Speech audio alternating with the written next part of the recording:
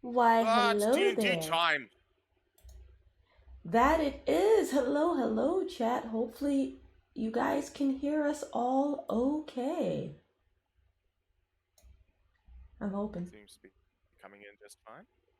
All right. Well, guys, we are here for a deep and creeping darkness, which is what, the fourth one shot for a year in Candlekeep?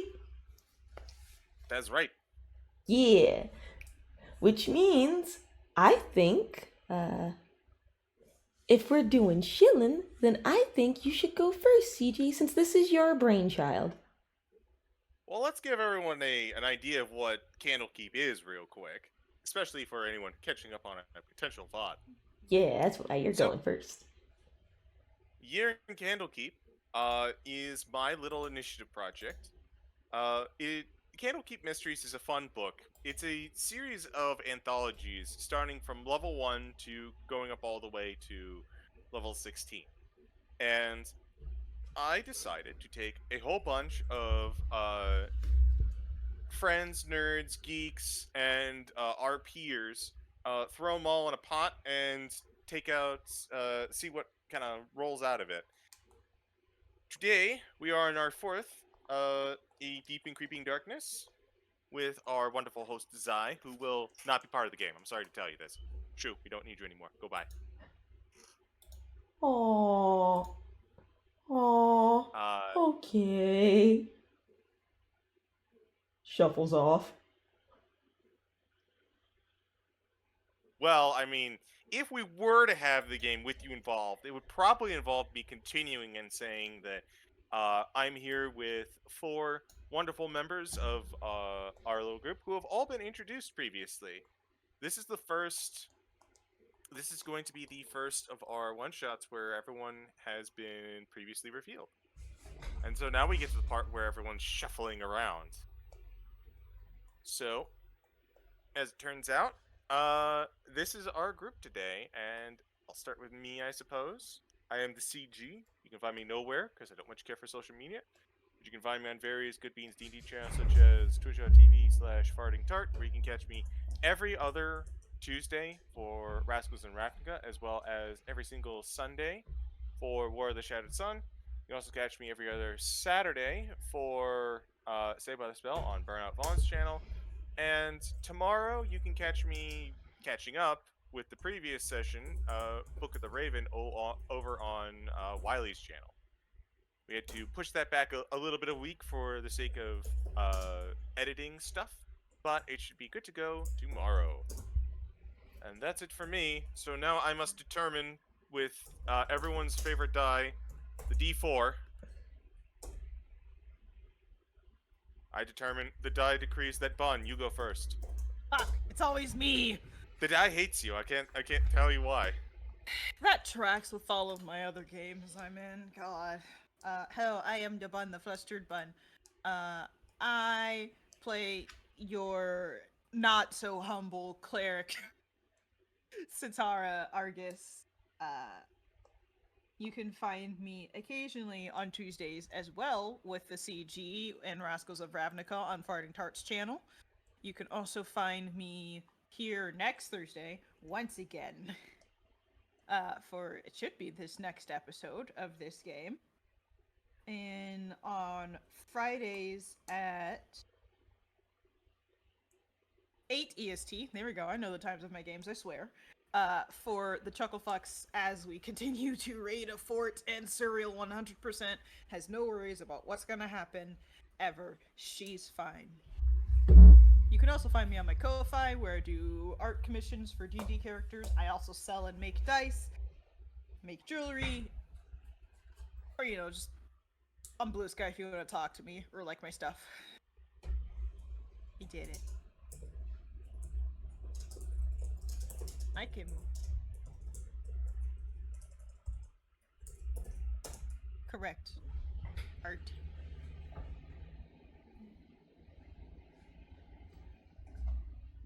Okay. I guess I shall let the dice take me away again. Yes. Just going down the list. Sen.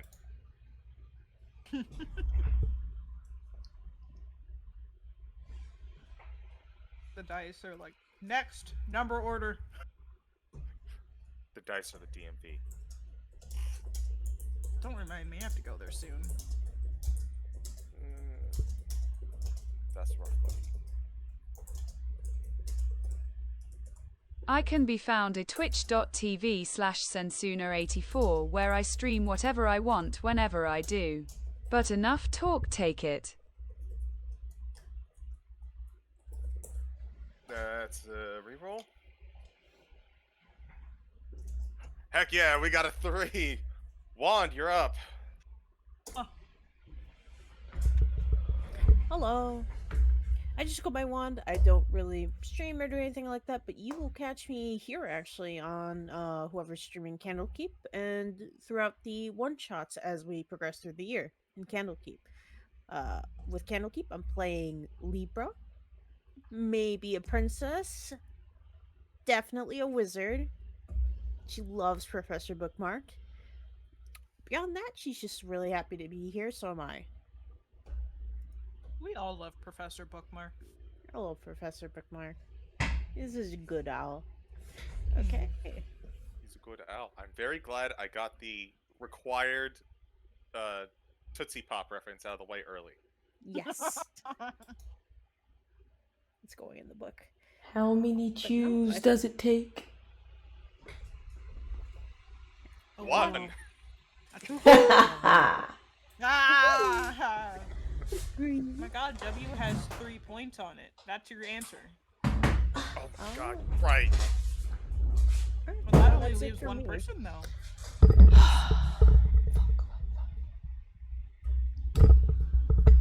I kind of want to see if the D4 will roll the 4, though. Alright, let's see if the D rolls the 4. I only get one roll on it.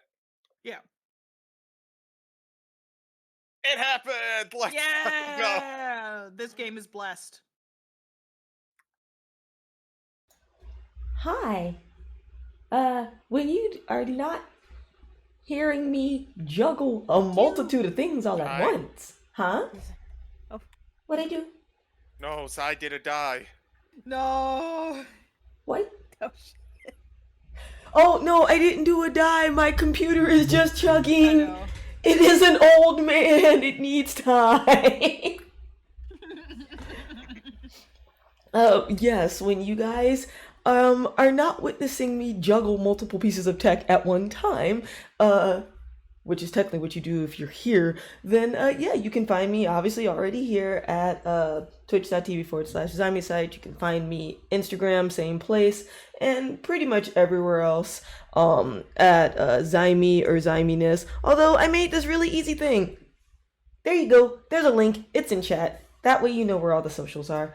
I will be here obviously today and next Thursday for the next session of A Deep and Creeping Darkness, which, as someone who likes horror, this title intrigues me. And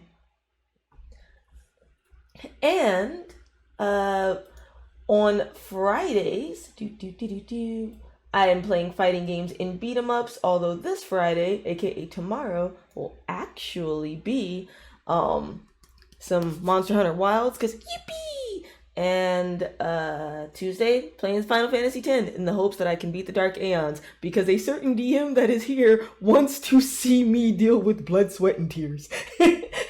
Hi, that's me. I subjected you to months and months and months of grinding. We here for it. It's okay. I can feel the smile from here. It is evil and it has a lot of teeth in it. Uh-huh. Also, Wiley, thank you. I appreciate you. But yeah, that is basically it, because everyone else has mentioned the other things, like Saved by the Spell every other Saturday with my friendies. Okie dokie. Sounds like that's everyone. How about we go ahead and get started? Yeah. Sounds good to Yeah. me. I will mute so that you can intro as you will. I'll mute myself. Indeed. Let's put on some Muzak to get us started.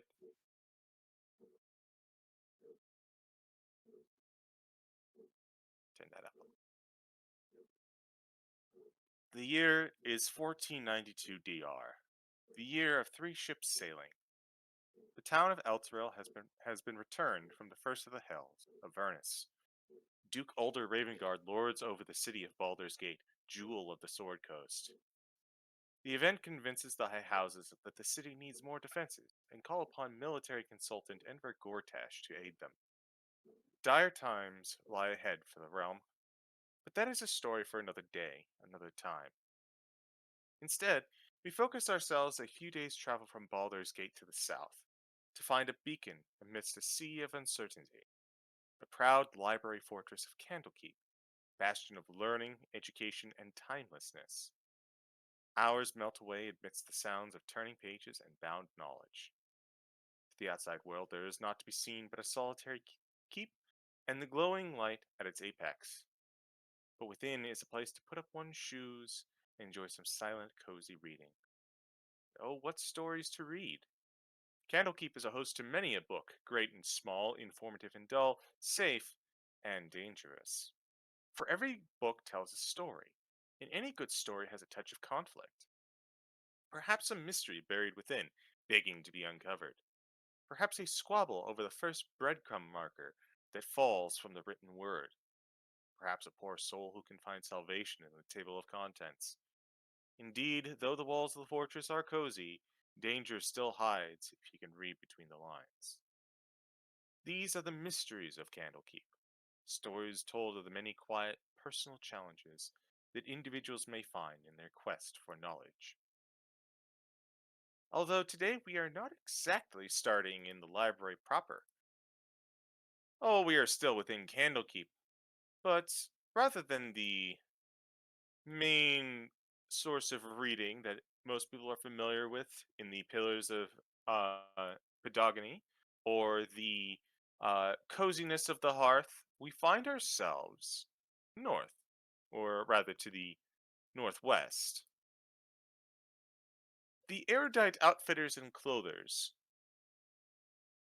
It is a humble set of shops, I should say. Basic stuff to gear up potential adventurers that come by, merchants that arrive, even just someone in need of a something sweet to eat while they read a good book. It is here that we find one of the uh, previous adventurers of Candlekeep. One Cam, as it were. So, Camilia, you, after your jaunt into the extra dimensional space that you found, walked away with maybe not a lot of exotic goods, but very useful and finely made ones. Series of daggers, swords, quarterstaffs, and as time has been taking for you to find the next part of your collection of volumes to sell as a whole, you have been doing a little business for yourself. Let me pull up your sheet real quick. Oakley doke. I would like you to tell me exactly what you have been selling. Well, let's see. I will also look at this sheet. So, I believe last time Cam was with the group, they had picked up some quarterstaves, some darts, and some daggers. And while they'd probably prefer to keep those daggers for themselves and maybe one quarterstaff, as of right now, they would have sold or attempted to sell 3 quarterstaves if anyone wanted them. All right. Is there anything else that you wish to sell, or just the quarterstaves? I don't think she grabbed too much loot while we were there, so probably just the quarterstaves to start. See how far it goes, unless someone wants to barter for some things. Cause we can't sell good berries because they expire, right? Correct. So then, yeah, just the quarterstaffs. All right. If I remember correctly, I'm just going over your inventory real quick. Mm-hmm. You have 4 daggers, 4 quarterstaffs, 20 darts, and some nebulous materials that Oh, you appraised is worth about 50 gold. Is this actually, correct? actually, yes. Then the nebulous materials also willing to sell. All right. So the nebulous materials and the quarterstaffs. Yes. All right. So your business has been pretty good. The novelty of a new merchant has annoyed a couple of the other merchants, but the members of Candlekeep seem appreciative to have someone else to sample the wares of. Though most were a little disappointed at the stock of collection currently, you assured them that the stock will change and grow over time while you are within the walls. As a result of your hawking, go ahead and sell. Add 50 to your inventory for the nebulous materials. You successfully parted with that. Wonderful. Uh, you managed to sell 2 quarterstaffs. One you sold for 10 gold pieces. The other one you were able to haggle a little bit more and sold for 12. Ooh, very Go ahead and nice. add 72 gold to your inventory as a result of your efforts. Awesome. Okay, and I will remove those quarterstaffs and the nebulous materials. So get rid of that. And then let me change you. I can fix you, I swear. There we go. Words that predetermine failure. But Oh no. as you are hawking your wares, you manage to find that there is a dwarven fellow that seems to be taking his time and looking over some of your more, let's say,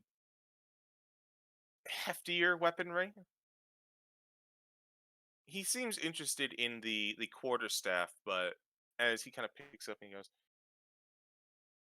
"Hey, you got anything stronger than that?"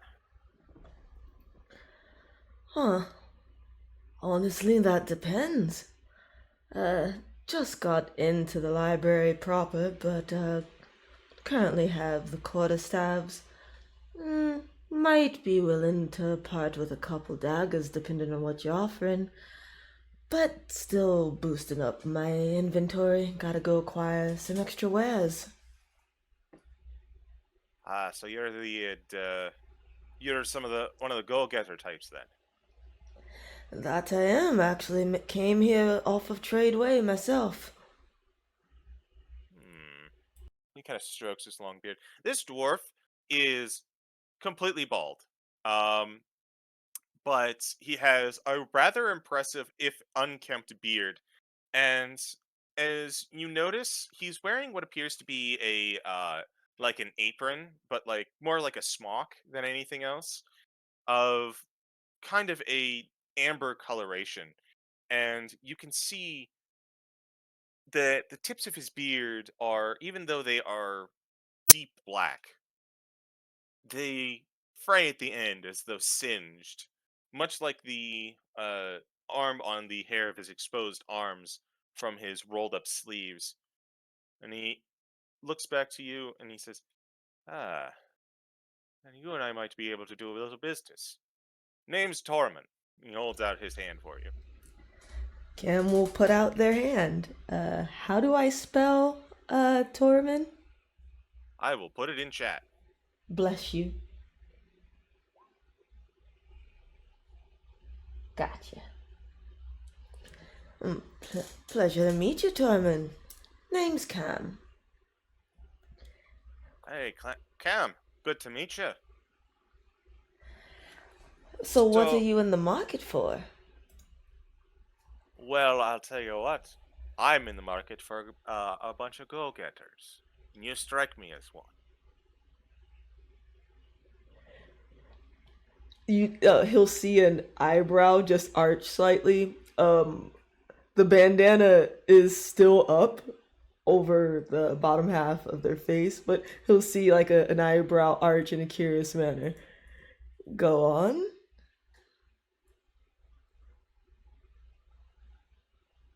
My wife and I have been traveling around a little bit recently. And, well, we happened to come into Candlekeep looking for more advanced techniques for the trade when we happened across this curious volume. And he pulls out a book. Uh, he kind of flashes it to you, but he doesn't really like hand it to you. Go ahead and roll a perception check to see if you can identify what this book is or Oh, anything of note. oakley doke. Perception. A 16. Not bad. 16. So, with a 16, you get a look at the book pretty decently. It is uh it is relatively thin compared to some of the thicker tomes that you've seen. It is a not very well like made binding, perhaps.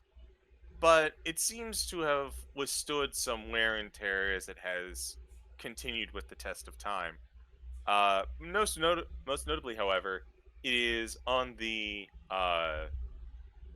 spine has words saying specifically a deep and creeping darkness. He said the thing! We're Ah. gonna keep doing. It's literally a module about books that are all day. You're gonna get the title drop.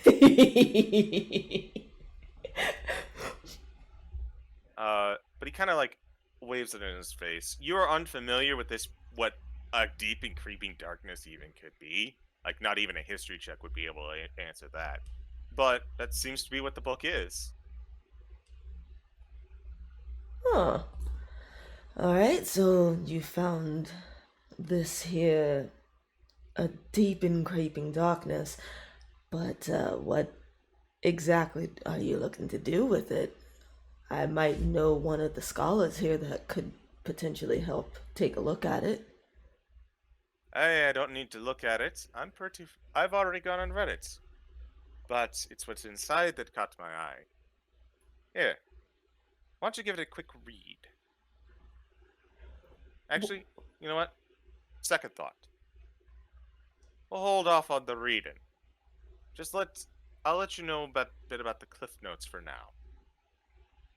If I Alright. can get if I can get a group of go-getters such as yourself, then perhaps we can do a little bit more business. I don't think it would be ethical of me just to send an individual such as yourself on their merry way without proper backup. That's fair. I mean, I might actually know of just the place. Have you been to the hearth yet? There's a place here Uh, that has this magnificent beverage called coffee. he looks to you, and he was going along. He was smiling and jovial. When you mentioned the coffee, his face sours a little bit. It's like, I've tried the coffee. Um, Ah, a tad too strong? uh, we dwarves are hearty and known to chug down any ale that is thrown at us. But that thing, it scares me.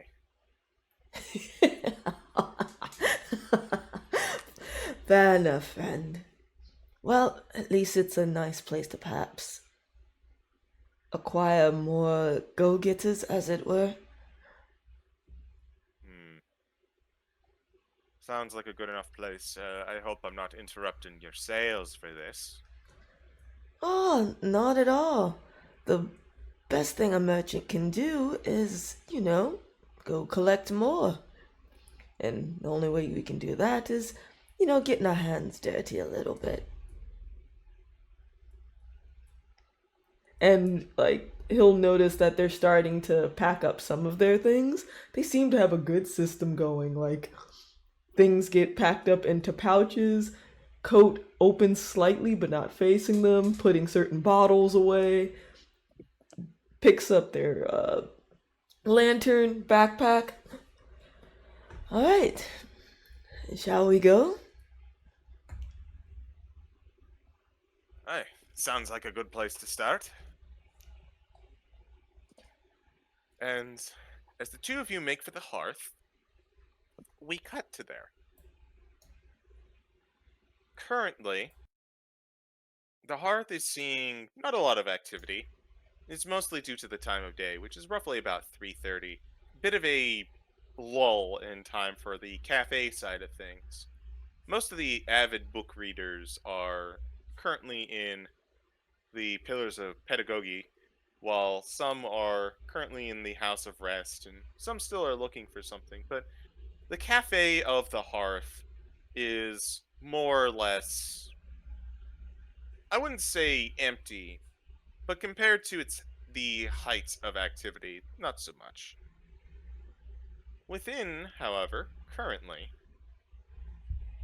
uh, Libra and Sitara,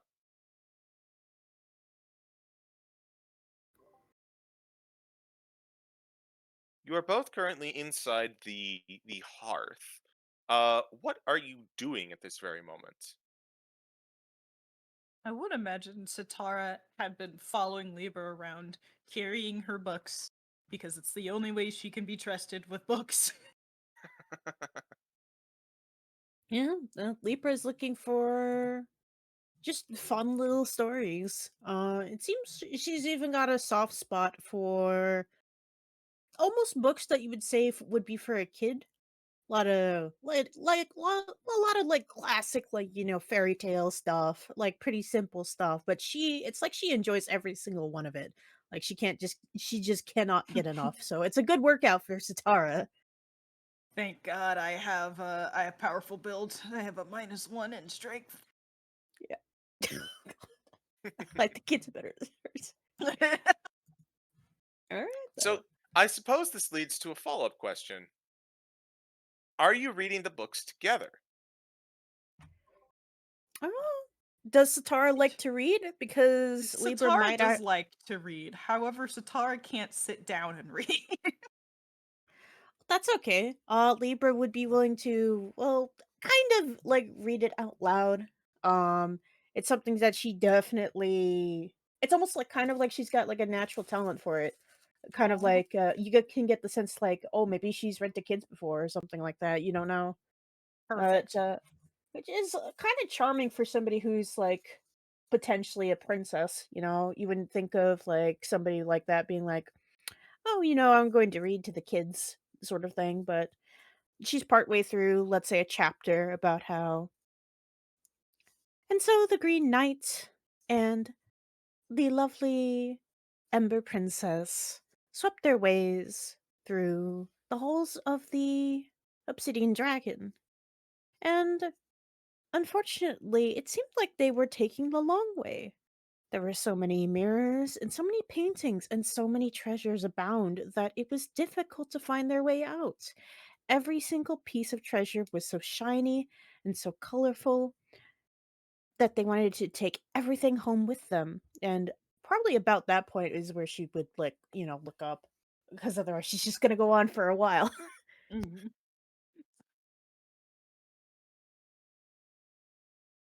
I mean, surprisingly, Sitara is just sitting and listening. It seems she does better when someone reads something to her rather than when she reads it herself. Because when she was reading it to herself, she was either reading it out loud, getting up every couple seconds and pacing, or leaving the book somewhere. And she's God, that's pretty. a fucking mood. And for flavor, minor illusion. So sometimes you'll see like almost colorful illustrations come to life off of the book. Uh So you get an anime, you get an animated storytelling. Let's go. Yeah, pictures that move. Let's go.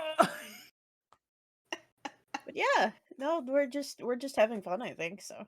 Yeah, just thriving in their hearth, enjoying our time after the. How long has it been since our last adventure? You would say, CG? Well, let's see. Probably about 4 days or so. Oh That's a yeah, so lot of books. we're still coming down. Yeah. Sitara near the end of the sentence would say, "Well, that was their first, mistake. They needed to not take the long way. I mean, unless they want to find all of the treasure, but Well, I'm not sometimes sure if that's finding all the necessary." sometimes finding all the treasure can be fun. I mean, they've got the whole map. They've got the magic treasure map. And they want to fill Yeah, out but like everything. the dragon ain't dead though. No, but well, we'll see. We'll have to figure out in the next chapter if they want to fight their way out or sneak their way out once, See, because you know how dragons are. this is why I can't read books by myself. I wind up reading the whole thing about halfway through, and then like I get wrapped up into my own little story in my own head, and I forget that I'm reading a book because I wanted, I wanted to do it the way I would do it, not the way it's written. Well, that's the best part of adventuring because we get to make our own stories. Exactly. However, I kind of don't want to go on another adventure like the last one for a while. Well, who knows? An adventure could always be right around the corner, and I don't know about you, but I'm excited. I just want one without ghouls, Yeah, yeah. Just that was not It's about fun. What? So it is about this time that as the two of you are having a rather in-depth discussion about your previous adventures and uh the natures of the books that you've been reading. Maximus, you have been while this conversation has been going on, you have been at the bar, um, enjoying a rather robust cup. You have How involved you are in this conversation is up to you. Um, but you've been keeping a bit of an ear on it, and you've also been. I'll ask this for Sitara and for Libra. Would you have gotten any refreshments during your little reading session? Hmm. I think some Oh, juice. 100% Sitara got herself some tea. Understood. So, Yeah, just.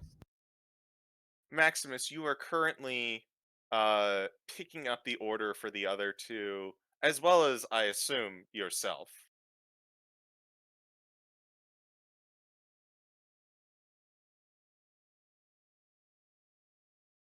Let's see, and then you are, Of course. Black as always. as Ashala hands you the 3 drinks, says, "There you are, 3 for the resident book club, and 1 black and strong for you."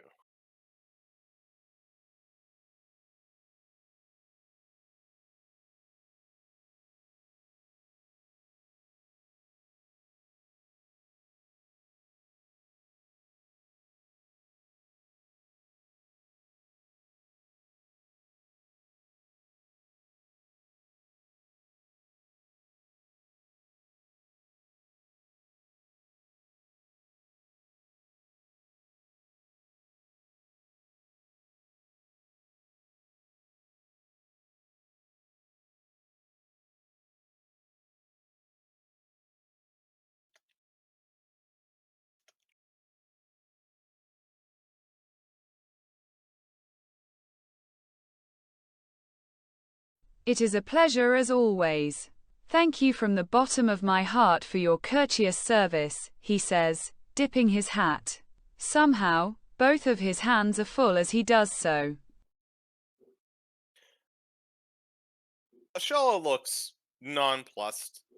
You feel like you've been with this particular institution for a couple of days now, and she notices the hat dip, and she notices keeping everything in hand. And you get the sense that it's not unimpressed, but more expected at this point, as she becomes more used to your flair and mannerisms. But as you pick up all of the drinks and bring them back, uh, you return to the group with the other two currently in the middle of a conversation. And as you set down both liquids, the door opens up from way in the back. In walks a rather rather stout dwarf. I know, not saying much.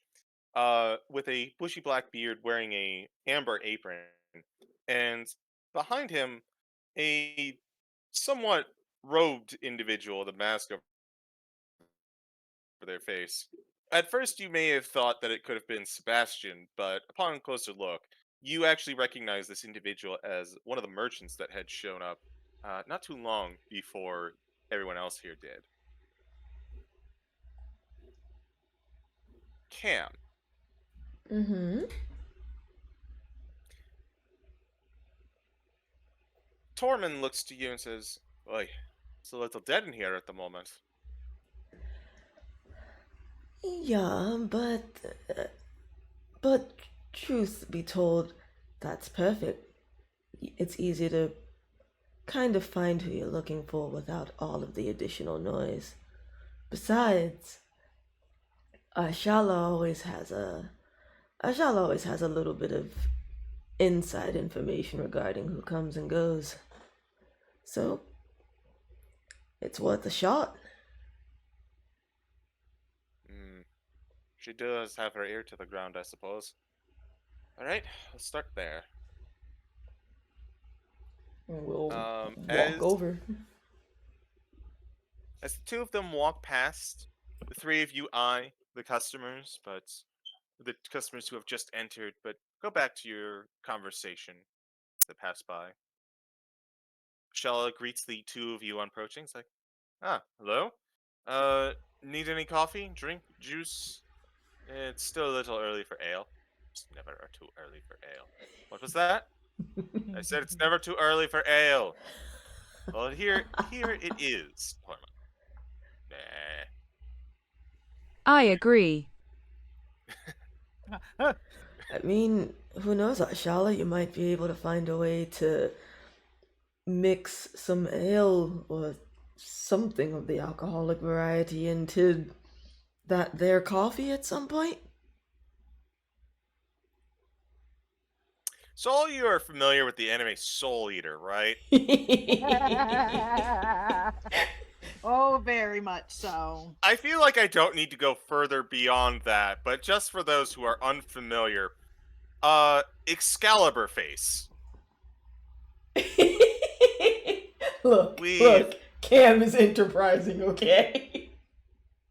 We've been experimenting. It's not been going well. But what can I do for you today? Well, we're actually here because this fine gentleman is looking for some go-getters, as it were. Some folks, such as points to themselves, like slight hand on their chest. Some folks, such as myself, who don't mind going, I guess, on a little bit of an adventure. So you're looking for seasoned adventurers then? Well, if you're looking for someone, she kind of pulls out a little book, kind of looks up into the immediate area, see that there's very few people here. Well, my usual roster isn't here. Though I do believe that most of that group over there points to where Maximus, Sitara, and Libra are currently sitting and talking. I believe they came back from an adventure recently. You might be able to have some luck talking to them. Torment kind of looks on over. All right. That sounds a pretty good place to start.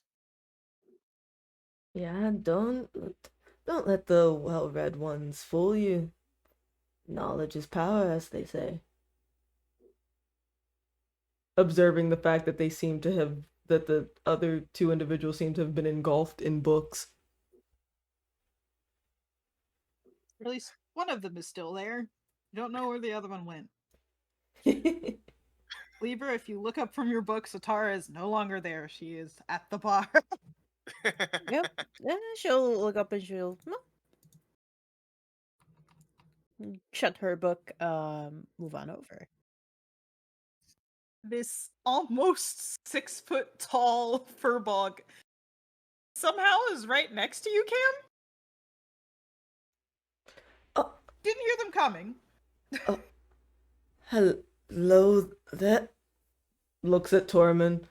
Perfect example of what I mean. Yeah. Rare that Yeah. someone gets the jump on me. Hello Not there. so rare for me, but still nonetheless impressive. Ha, I heard you're looking for adventurers. I'm Sitara. She just holds out her arm to Cam. We'll hold out a hand to shake. A pleasure to meet you, Sitara. Cam's my name. And this here is Tormund. Pleasure to meet you. Meanwhile, Maximus appears to be tinkering with something. It looks oddly familiar to Sitara and Libra.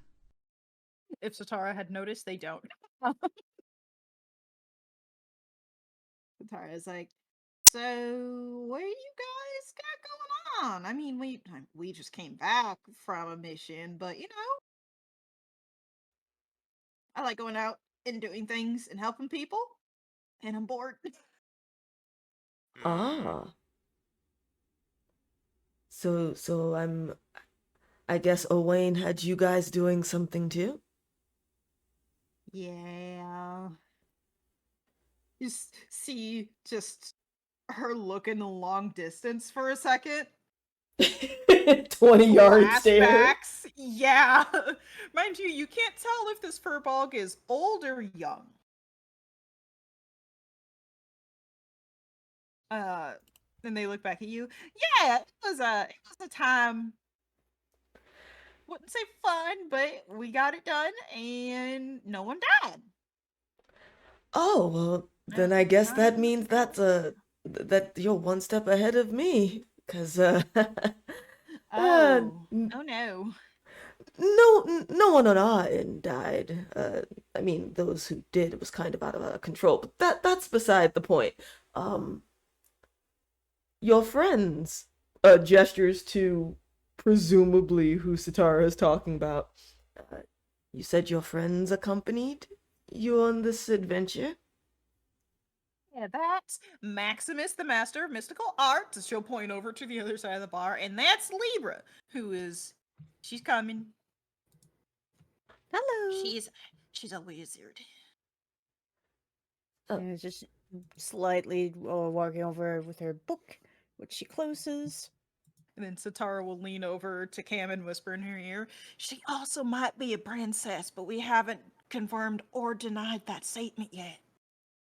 But don't A tell her I told you translucent that. hand will tip Maximus' hat in greeting. A pleasure to meet you, Libra.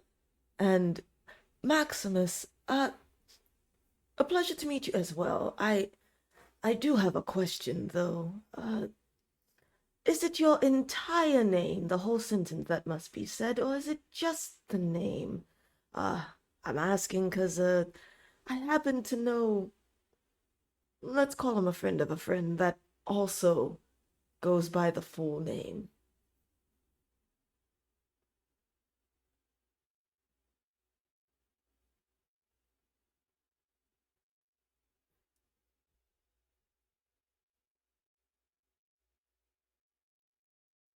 gonna be asked in every game. It is only proper, is it not?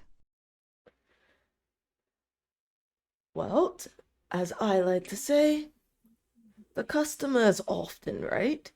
So if you prefer to be referred to by your entire title, I'll do my best. Although if we're in the middle of a conflict, if it gets shortened, please know it's nothing personal. Above game.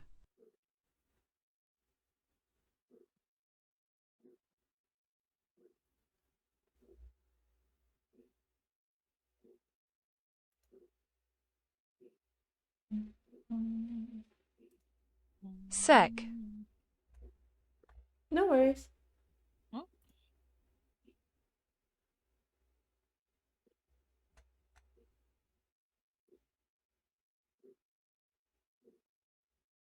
No.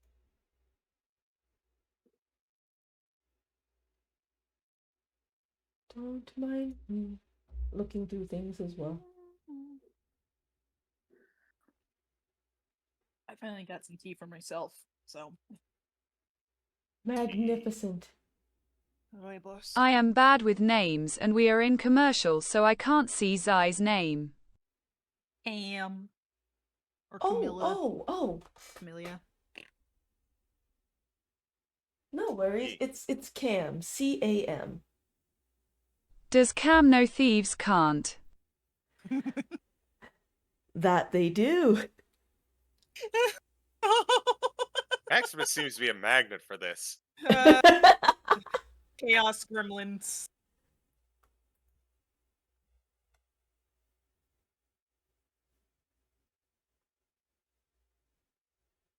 Perfect.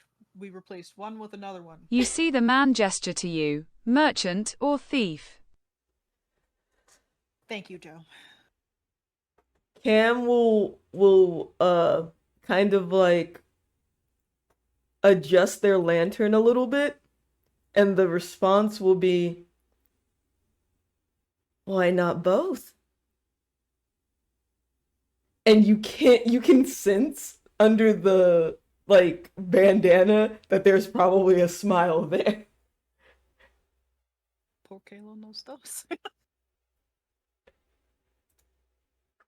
Indeed, why not? I like them already. I just imagine there's this whole conversation happening in silence, in gestures, and everyone's like, so are they gonna talk? Or are they just gonna stare at each other? Sitara's just looking at the facial expressions happening. It's like, yep, I trust this person.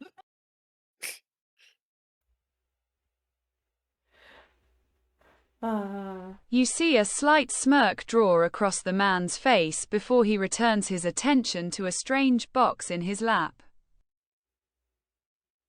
I think Sitara at that moment would probably notice. And is like, what is that thing? Working on. Don't remember seeing it last time. I think. Sitara will squint, trying to think back if she saw it last time.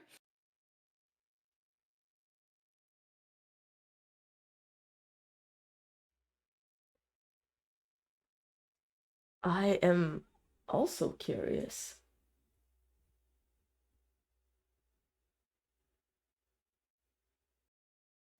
Oh. Not me actually reading The my box is abilities. made of brass and bound with bones on the edging. This is where the figurine was kept. It is now a center point of my traveling performance. People love strange and possibly cursed items, especially ones that can do things like this. He will open the lid of the box while gesturing behind it with a free hand. Why? Why did you bring that with you? If it's cursed, and then Sitara will quickly back up behind Libra. As long as that cursed object doesn't potentially destroy this fine establishment, I've honestly grown fond of the coffee. There was a figurine of Orcus in there. As the box is opened up, a small magical explosion appears out of it. all of you are kind of caught off guard, as it were.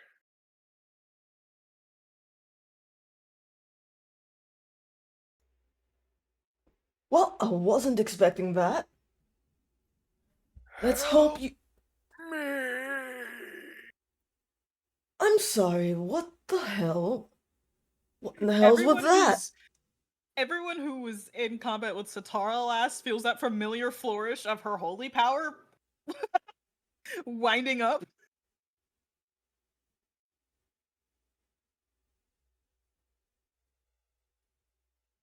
Can. So. Can we not potentially take out our kind benefactor? Maximus holds up a pair of waggling fingers. All part of the act. You know I hate ghosts, Maximus. You know I hate ghosts. Ah. I almost killed you. Would you by Report- chance be... Oh, sorry, go ahead. The reporters believed it was a white that almost killed you, rather than ghost. Terminology is important, as a Shala from behind the bar, which, if you are interested, I made up a figure of. Ooh. Yeah. Yeah, oh no! In my hand, right You- now. You might have to... Let's see, can you see it? Yep, yay, they can see it. I want to make sure chat can see it. Yeah, our Shala looks awesome! This bald-headed drow in a somewhat barmaid-looking outfit with a stern yet flexible face, one that is familiar with a range of emotions and not really a stick in the mud per se, is kind of looking over at this whole show, just making sure that everything is on the up and up. Sitara's just poofy.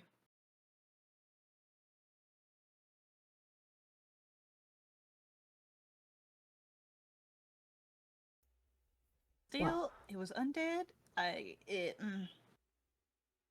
Undead in general, I despise. Not because I'm a cleric, but because they scare me. Fair enough, especially since usually you never know which team they are playing for, so to speak.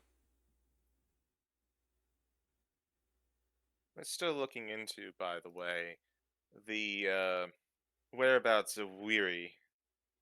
No, I want to kill that no bitch word so on bad. anything. I want her to... And Sitara will just do the strangling, like, pretending to strangle someone's neck. Are you little? Yeah.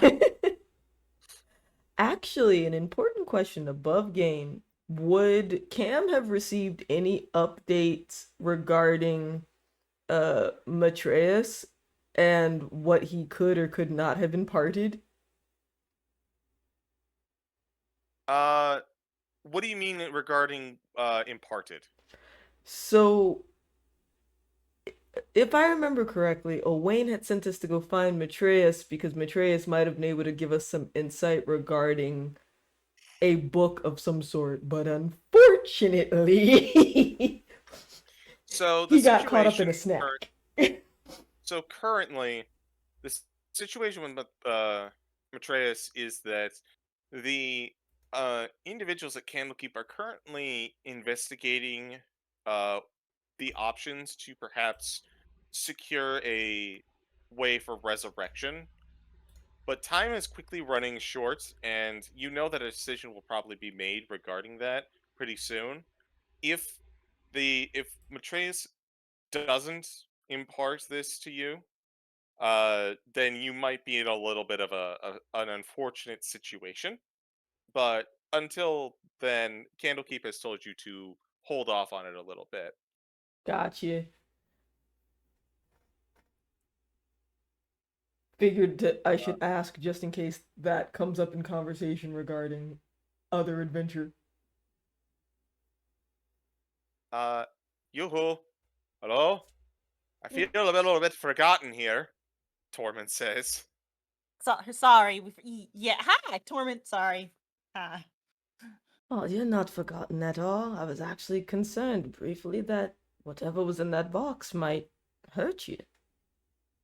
Oh, I'm sturdier than that.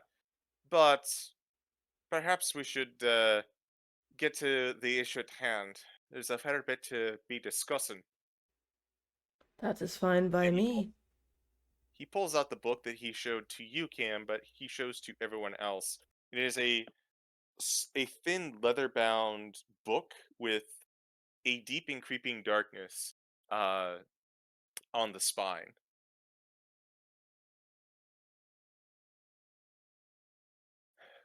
Came across this in came across this little, well, we'll just say turn of fate, as it were.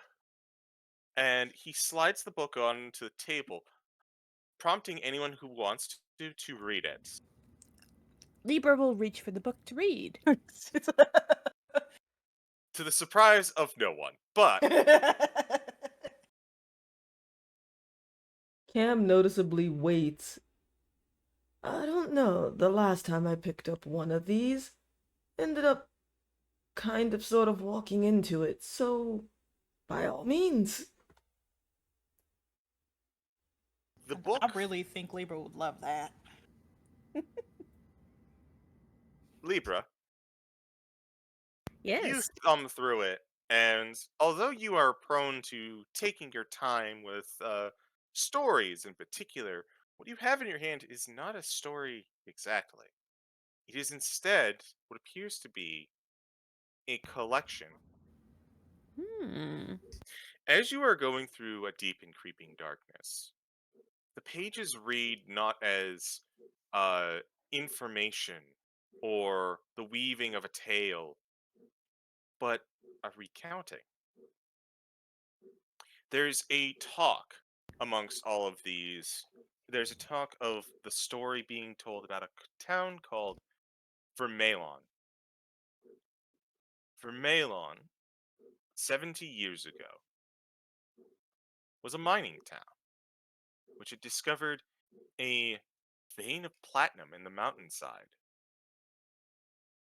Town received many booming bits of booming business for over a decade. The harsh terrain and difficulty to reach meant it was an isolated place. But due to the allure of the platinum ore, drew in traveling merchants nonetheless. That was until about three. That was until there was an explosion in the platinum mine. Tunnels collapsed, and the workers were buried under tons of rubble. 60 miners were underground that day. 30 of them died in the initial collapse, and the instability of the tunnels made rescue very slow and dangerous. 60 went in, 16 came out, and 11 of them were never found. And were that the only catastrophe, people would write it off as a tragedy and nothing more. However, shortly after the catastrophe, the people began to disappear, one by one, in the middle of the night. Over 10 days before one would vanish, another would be gone. The disappearances were never discovered. Rather, it eventually continued until all the villagers had fled or disappeared. As you go over through this, you do see a couple of names here. You notice Mayor Lay Duvazen, the purported mayor of the town. You see the name of Lucas Grosvenor, one of the first to leave the town, and one of the main sources of information in this book. As it seems that a lot of this comes from a recollection of those who had experienced it. And then, in an interesting little bit, the name Tormund pops up. Mm.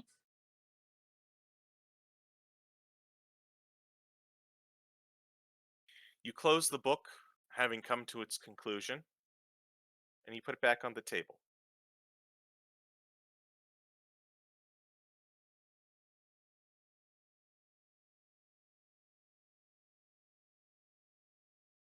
Oh, this is good. I will need to work this into the act. People love mysteries and tales of terror. Mm. Oh, Sitar? Mm. You cut out a little bit there. Yeah, no, that was me about to say something, and my body was like, "You have to burp."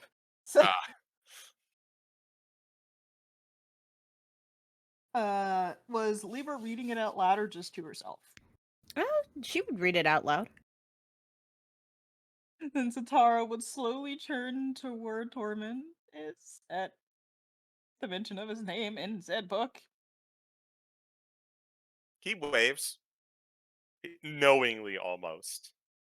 Sitara will just tilt her head like, hmm? So, Tormund, I imagine this is what you needed us for? Aye. Been a long time since I lived in Vermelon. I'd almost forgotten about the place. We left a little bit after the cave-in and the disappearances starting. Never figured out exactly what happened to it. Imagine my surprise when I turned into Candlekeep and found my own name in here. But it got me thinking. We never did figure out what the problem was. And there's a vibrant platinum ore mine just sitting there. Hence the need for intrepid goal-getters, as it were. If we could figure out what the problem is, clear it out, there would be a fair bit of money in it for everyone. And it would be great for my own livelihood, of course. We could even get the town up and running again if everything works out well.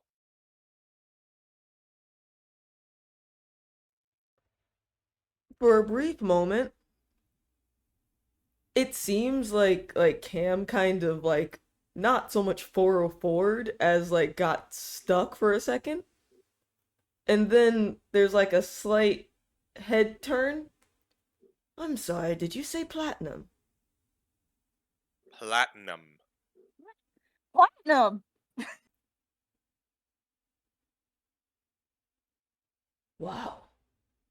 Oh, kind of makes you wonder It's a what lot. made them leave platinum. It's gotta be cursed. It's gotta be cursed again. It's never that good. You always have to work for this shit. Yeah, but Well- sometimes the best things are the ones worth working for. Well, we'll just have to see for ourselves. The book is titled A Deep and Creeping Darkness. I didn't sign off on that name, by the way. He never asked me about rights. Why would you? So why was it named that?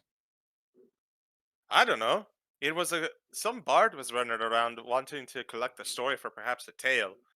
I don't think he ever made a song or anything about it, but he put it all down. I mean, just based on what happened, I might not be can cursed. see- It might be that something else was there. Buried in the deep. Yes. Yes, that's good. I will remember that. Exactly. Something creeping deep in the darkness. Well then, I'll just mentally prepare myself for undead again. speaking of prepared, do we want to perhaps go take a moment to acquire anything we might need? Would probably be a good idea. Guys, did we divvy up the gold from the last mission? What this mission? It's just for Libra, Maximus, Master of Mystical Arts. Did we divvy up the gold between us and Hans and the other two that were with us? Oh, I feel bad for not remembering their names. Libra, what were their names? Well, there's us. There was Maximus. magical master of the mystic arts, and it was Hans Olo, I believe. Yeah, the dwarf and the orc that were with us as well. Oh, right. Lowen was the dwarf. Yes. I believe Lavinian was the orc. Walden and Lavinian. Yes. Think. If I was there when we divvied up the gold, I don't remember, but I'd trust you guys if we did. Just a quick above game to make sure that everyone's got this right. And for record keeping, for anyone keeping tabs, Yeah. the party was promised 100 gold per person. Two of those individuals did not come back, so it was 800 gold divvied up 6 ways, which I believe was like roughly equated to like 130 a person. Okay. Dankeschön.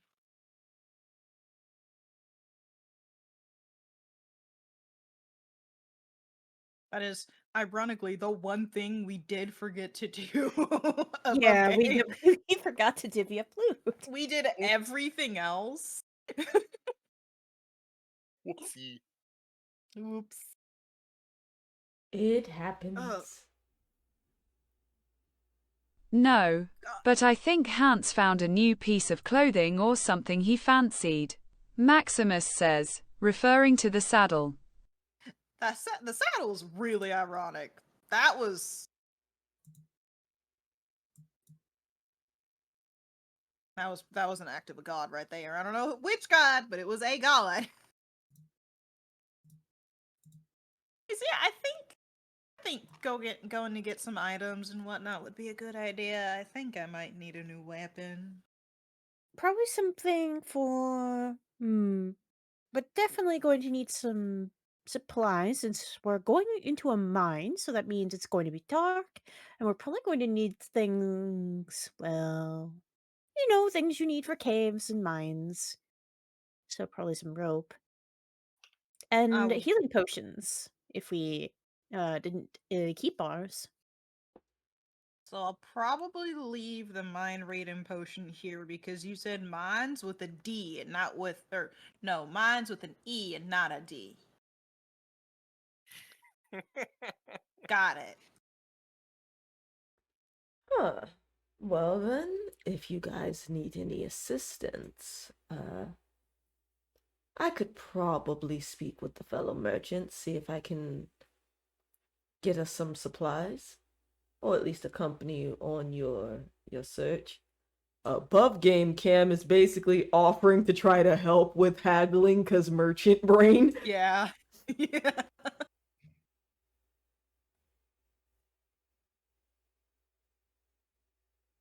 So, as you are all discussing, Tormund goes, "Aye, sounds like you're all in on it then. We got ourselves a deal." We got ourselves an adventure. Aye, that we do. I guess the only thing we should wrinkle out before we dive in. How do you want to handle the outcome should we clear everything out in this mine? Well, if we get the mine up and running again, I can see about potentially forging something made of platinum, either for your sake of selling or for sake of enchanting. Platinum is pretty malleable when it comes to the arcane. Might be able to make something good out of it. That does sound pretty excellent, And actually. I'll even throw you in one better. A lot of the goodies that were in the town may still be there. It was, after all, mysteriously vanished from. So you might find, oh, I don't know, spare platinum pieces lying around. Certainly something to invoke finders keepers, no? Ah, indeed, them's be the rules. Well We're then, gonna have to, I'd say if we get the Oh, go ahead. we're gonna get the place started up again, we're gonna have to clear all that space after all. Might as well let the ones who helped get it set up have the most of the spoils. I like the way you think. All right, guys, what As do you say?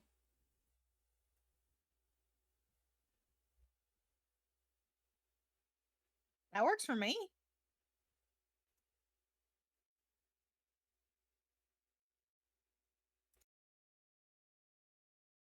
Sounds like we should start getting our supplies and getting ready to. Actually, how far out is the town? ah, seems like a good thing to bring up. And uh, Tormund is going to gesture to a map of the Sword Coast that is on the hearth wall.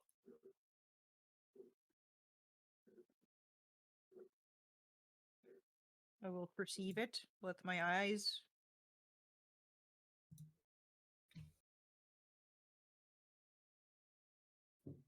If you'd be looking around here, the last location of Vermelon is here. He gestures to the cloud peaks south of Candlekeep. Oh, that's a lot closer than our last adventure.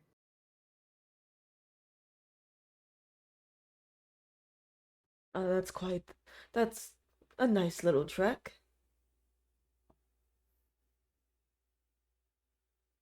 Distance-wise, it wouldn't take more than 5 days, but accounting for the treacherous mountains, you may need to tack on a day or two just to be safe. If you're looking for mountain climbing gear, Mayrin is the town right before pass through the Cloud Peaks. Sees a great deal of business and has quite a lot of stuff for mountain climbing and adventuring up there.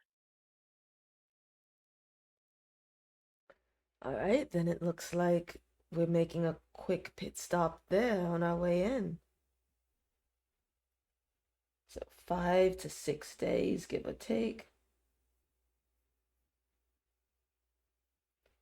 Guess we'll have to see about whether or not we're gonna go on foot or see if there's something here for the scholars to give us for mounts.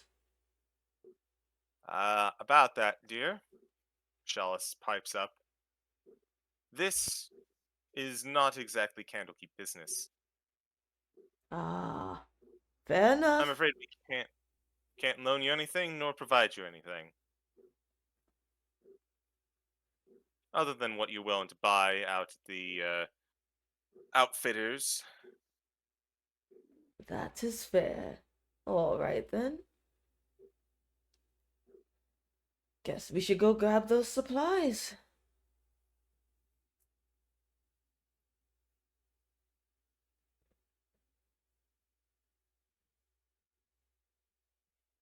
And what if there happens to be something of keep interest there?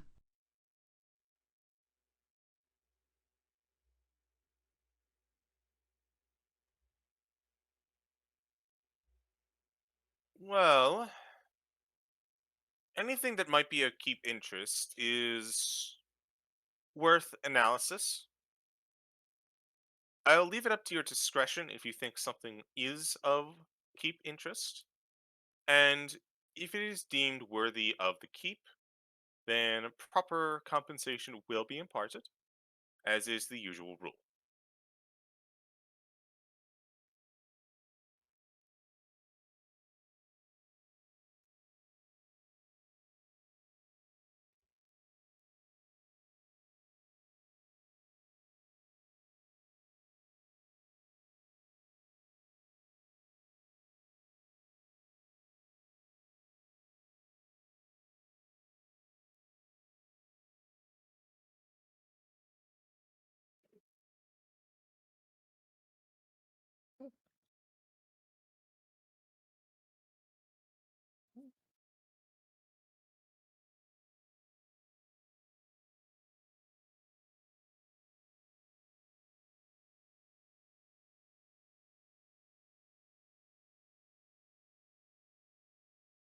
I suppose that is fair enough, but I was hoping that the keep might have interest in assisting, on the promise that they get first right at anything scholarly found there. Within reason, of course. Well, that is your. That is certainly an interesting proposition, but a platinum mine doesn't exactly strike me as something to really get at scholarly intrigue, perhaps. I can discuss it with perhaps one of the higher ups, but she kind of leans into you, Maximus. "W- Probably, I'm going to say it's probably not worth it, which is honestly for your benefit.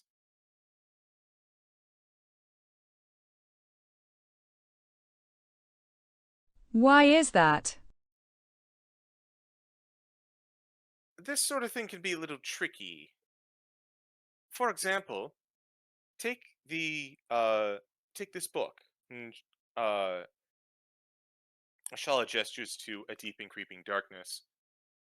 If you were to say change the ending of this particular tale by figuring out what the problem is and then solving it, then that would fall into keep purview.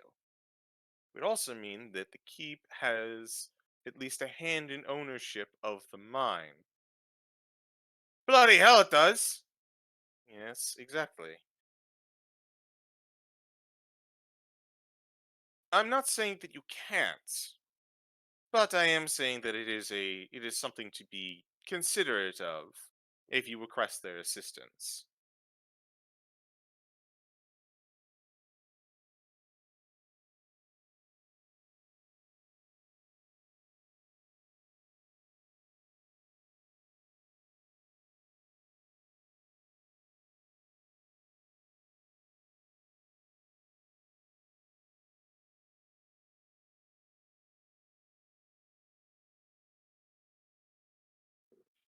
Every single time someone stops talking, Sitara takes a step closer to the door, just trying to figure out if we're actually leaving or not.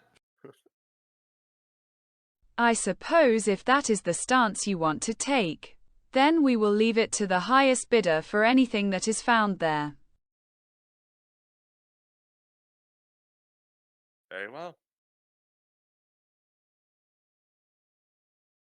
I offer you the best of luck in your adventure. Although it Wait, seems like one of you is seeking to get there first. are we going? Are we good to go? Can we go now?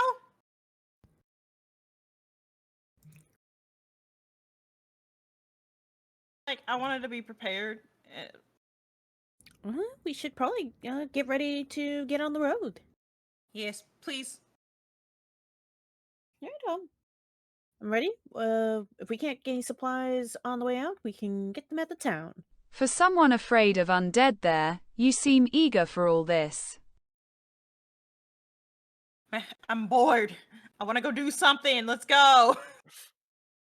Adventure! Adventure! There's a loud hoot under her dress. That's probably Professor Bookmark, and she's out the door after Sitara. So, with the new adventure in tow, let's change music, I think.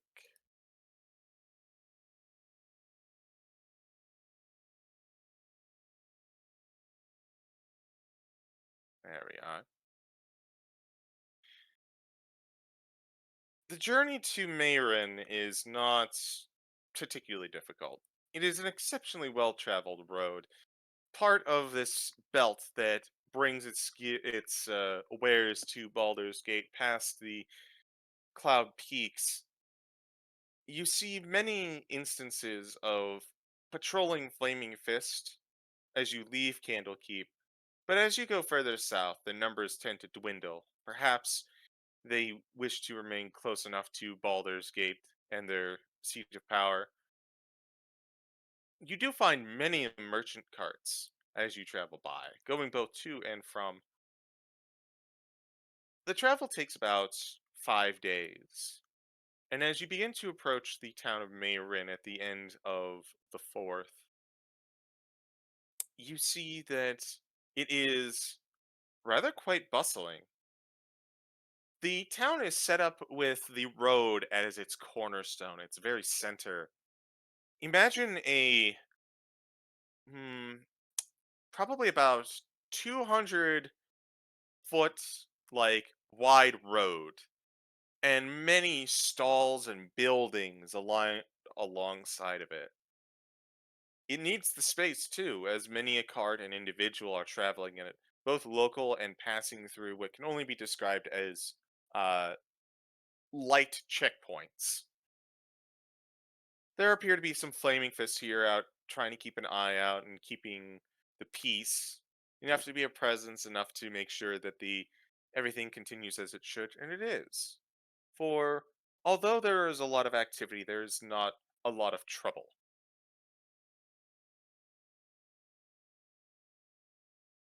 Shops, taverns, stalls of people hawking wares. You can see residential buildings kind of parsing into the back, almost leading towards and disappearing into the mountains you see in the distance. As you make your way into Mayrin, Tormund, who has been traveling with you, says, "Hey, good to be back. I wonder if how my wife's doing."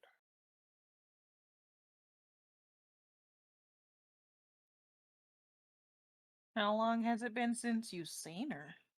That's the real question. That'll answer the one you got. Well, probably about 2.5 weeks. Most of the time was on the road, but I spent a good bit in Candlekeep before discovering that little tome. Oh, she's going to be over to the moon when she hears about this whole little scheme we've got cooked up. She loved that little town. What's she like? Oh, she's surprisingly soft-spoken for, you know, dwarves like us. But when she speaks, she is a precise arrow right to the heart of a conversation.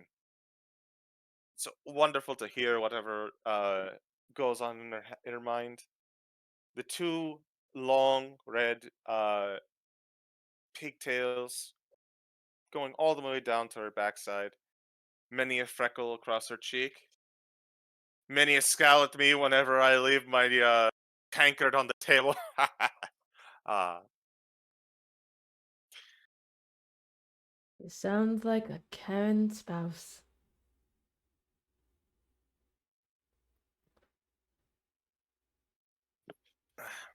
I'll be heading on home. I've got some of my own research to be doing, especially if we're going to get the place up and running again.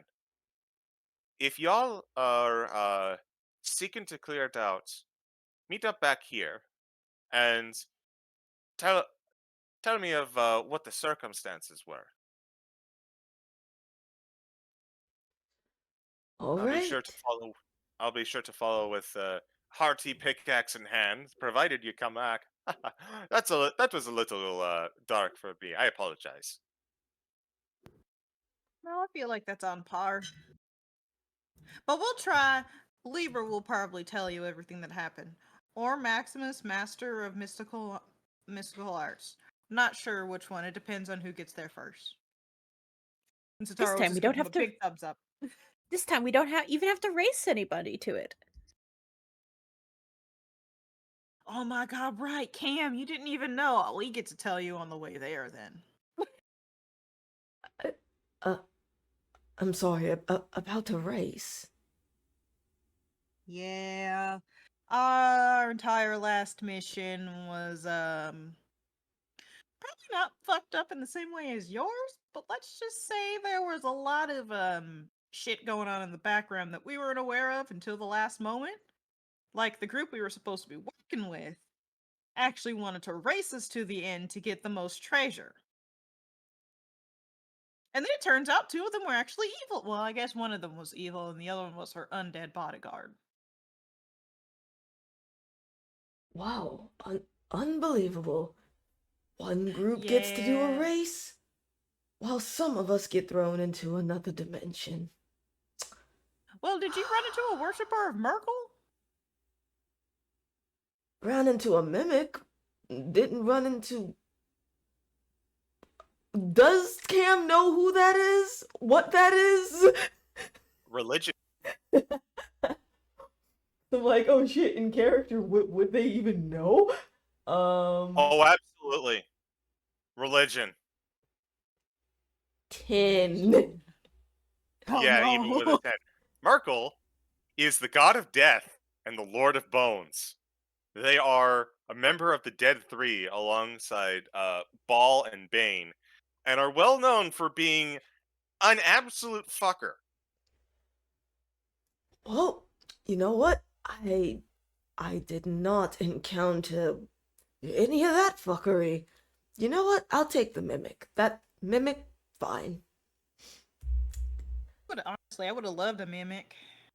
Not this one. Definitely not this one. Very sharp teeth.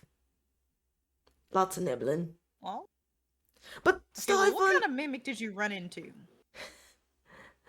Well, and I guess just for the sake of brevity, as like potentially maybe going towards the market, will explain. Well, at first, I actually thought the bookcase was the mimic. At first. And then come to find out, no, the large fucking bookcase was not in fact the mimic. The mimic was with that poor unfortunate scholar. He didn't know. I mean, none of us knew, really. Although I must admit, Thalros was quite astute in that assessment. Come to find out it was a statue, just rambling as they're walking. Oh no, same brain.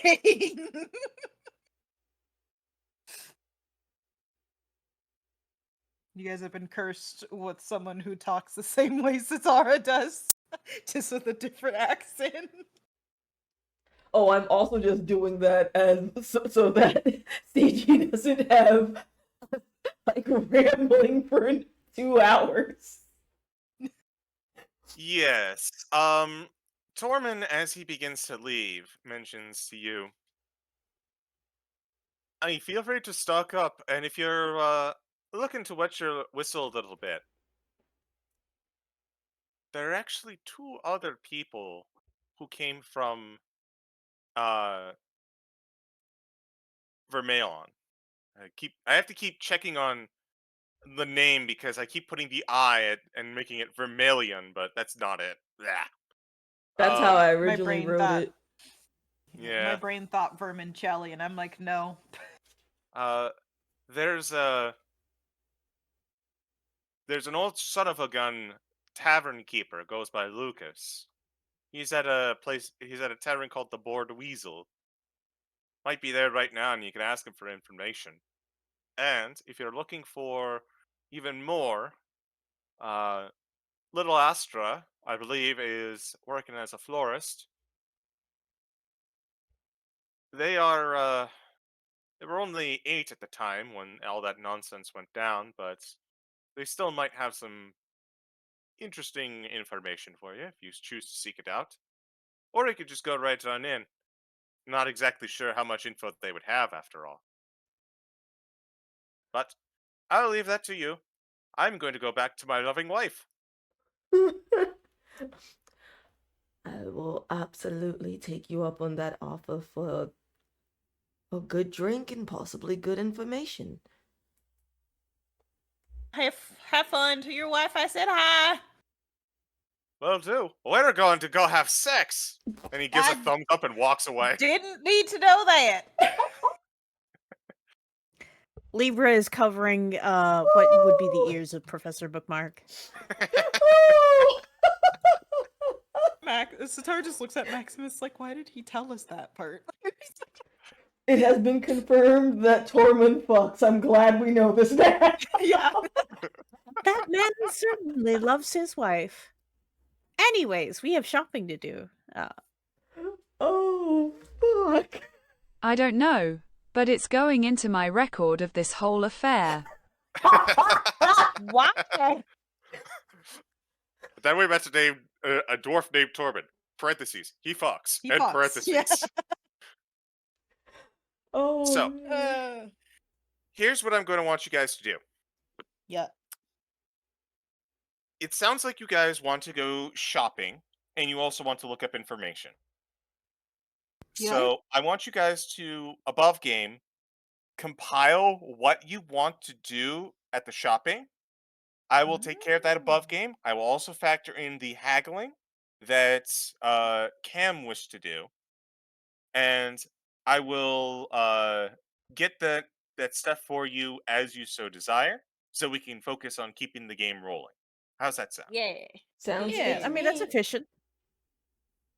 All right. So after all of you make sure that you go ahead and buy what wares you buy, which are to be determined, you have 2 leads of information: a florist of the name of Astrovorn, and the bartender, Lucas. Which do you want to hit first? Well, you guys know Sitara. She'd probably want to go talk to the florist. Important point. What time of day is it thereabouts?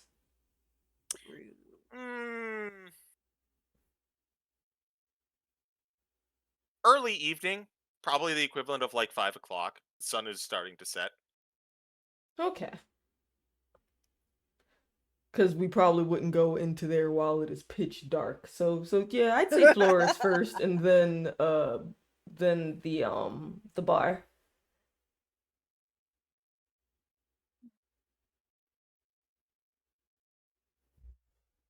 All right. So you wish to go find the florist. I would like all of you to roll me survival. If you are adept at traveling and navigating through towns, I'll give you advantage. And I'll leave that up to you if you qualify or not. You know what? Not town travel, but I like, would say I am. overland travel. Yeah. I'd say, given my background, I am. Very well. Alright. No, I don't Hey, think Bun, Sitara. Yeah. you're coming in a little quiet. Are you away from Oh, your mic? I was leaned back a little bit, sorry, but I was also kind of half mumbling to myself. Ah, okay. Yeah. Now that I think about it, I don't think Sitara would be technically adept. Oh no! Cam roll strike again, chat! Because she's hard time paying Stealthing. attention. Nope, that's stealth, not survival. Chat, for anyone curious, so that's Seven. a 5 with advantage. Us and they are like, this is what they do for a living, basically. Ooh, buddy.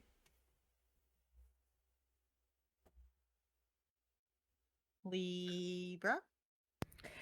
Yeah, just a moment. I think my screen tried to go black, so I'm waiting for it to.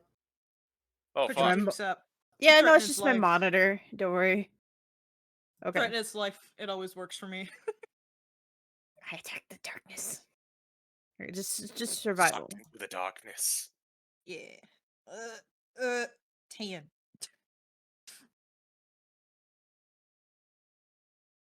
All right. So Libra, Sitara, you kind of follow Maximus's lead as they navigate the crowds.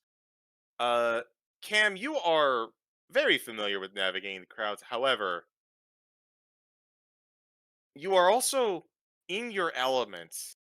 There are shops galore, items to buy, and you cannot help but catch the occasional glance. And being the only one out of this group, you're not used to the like heads that you need to track when navigating through a crowd. So it takes a little bit as you're pulled away from a stall, but you eventually manage to find and locate Sitara, tallest of your number, and make their way back. As you do find yourself at a small floral stand, it is not very well frequented, but the flowers seem to be raised with, I mean, above average care. They're not exceptionally pretty, perhaps. but they do seem to be very, let's say, organic. All natural flowers. The one running the stall is uh, a half elf individual with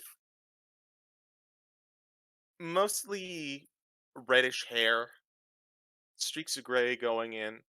Their features are definitely withered with age, but their elven blood seems to have blunted some of the damage to their skin. And as they are trying to catch eyes, they lock with you and says, "Hello, flowers, flowers for sale."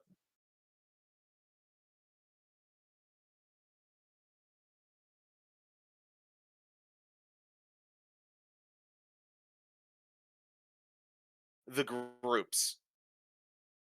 Ah, got you. Hello there. Sitara is distracted by just looking at said flowers.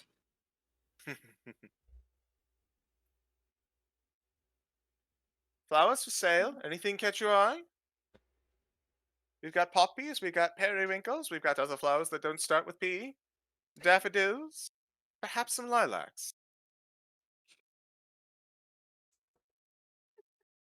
So, while perusing the flowers, I actually wouldn't mind looking at possibly a few lilacs or tulips if you have them, but we're also here because I guess one of your fellow townsfolk mentioned that if we spoke with you, you might have some insight into the mine nearby. The mine in Vermelon. Is it Vor or Vermelon? No, it's not Vor. We're Vermelon. not eating everyone. Vermelon. Oh my god. Dad, stop. Go away. No! Because I keep reading it on the map wrong. That's why I asked. Yeah, I'm noticing that I forgot the R in there. Yeah, I added it. Haha, I spelled it wrong too. It was me. But yeah, so Cam is gonna look at the lilacs and tulips because, you know, it never hurts to have a couple things that you can use or give off to someone, but is also inquiring about the mine. Understood. So, uh, haven't heard that name in quite some time. Why are you interested in that horrible place?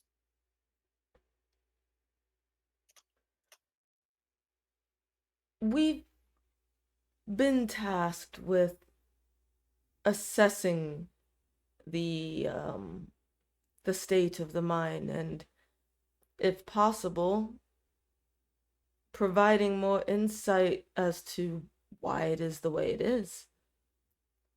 I apologize if this possibly brings up some bad memories, if it were, or as it were. They kind of hold their fingers up to their mouth as though they're almost like you've sworn in front of your grandmother. Uh, and they look to the side and they go, um, I don't have too much memory of the time. I was only 8 when everything happens. My mind's a little fuzzy, but I can provide what little information I can. Only as much as you're comfortable.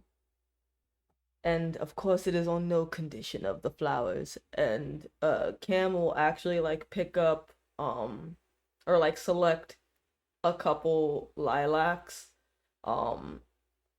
to actually purchase depending on how much they are. Speaking of The which, give me lilacs a moment. are nothing. Like, this is a very down to earth store.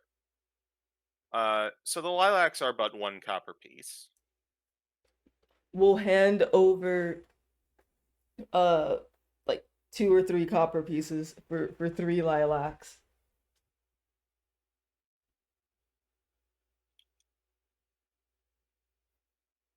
Are there any hyacinths there? Or snapdragons? Is this asked in character? You're so right. I should ask end character. Do you have any snapdragons or like hyacinths? Bleh. Give me a second. I gotta look up when hyacinths bloom.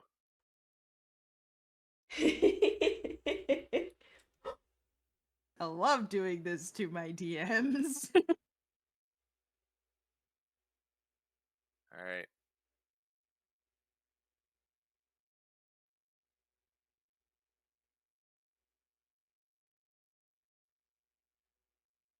Look, I would have asked for a more obscure flower, but I didn't want to do it to you too much, okay? Thank you. I appreciate that. Rolls Um, in demanding hydrangeas. Yeah. Unfortunately, as this is summer and those are both spring blooming flowers, they are not. Oh, they only bloom in spring. Shit. Okay.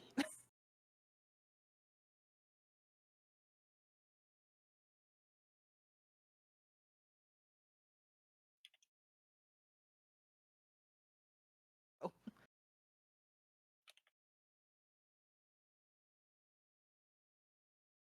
Remember anything at all, you can tell us. If you don't feel like it, it's fine. Well, um, I remember the disaster came first, and there was a lot of uh, running and scrambling, and everyone was concerned for a large period of time. The adults at the time were so frightened. Eventually, it came to relief and then sadness. And then I remember a lot of a lot of hush talking. And I remember uh I remember my friend Altair disappearing in the middle of the night. His mother was insistent that she was reading to him when he disappeared. Never found him again. My parents decided that enough was enough and we left. Did we figure out how old this story was? This story is 70 Yeah. years old. Okay.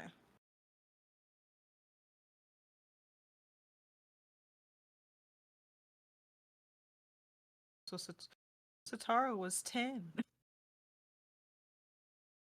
Hey, you could have been here for that. You weren't, but you could have been. I could have been, yeah. I'm sorry, I can't remember too much more. Something is better than nothing. I'm just sorry you had to go through that. Mm. Father never recovered. His health took a turn not too long after we traveled, and it's been rough ever since. If you go back to that place, I wish I advise caution. I'm not entirely certain exactly what was it still. Only that whatever it was, if if what happened to Altair is to believe, it was there and gone. Hmm. I have to keep all of my eyes out then, including my magic ones. Our first time, so at least Yeah, I think it's not our first time trying to look into stuff like this, so maybe, hopefully, if we figure out what it was, it'll also help your dad feel better. Maybe it's like a lingering effect, as long as the power is still here, type thing.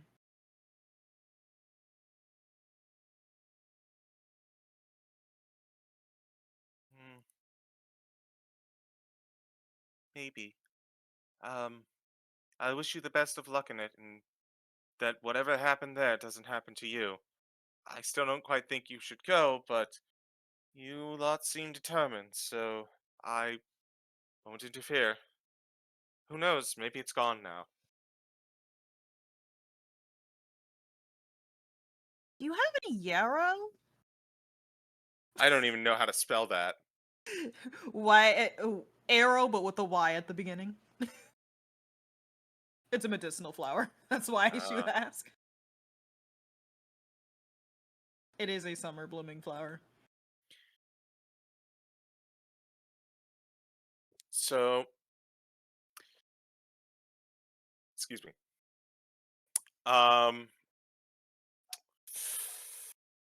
I'm gonna roll for that. While it is a medicinal flower and might be useful, it's not exactly a pretty flower. So, Mm. no, unfortunately, I rolled too low. Ah.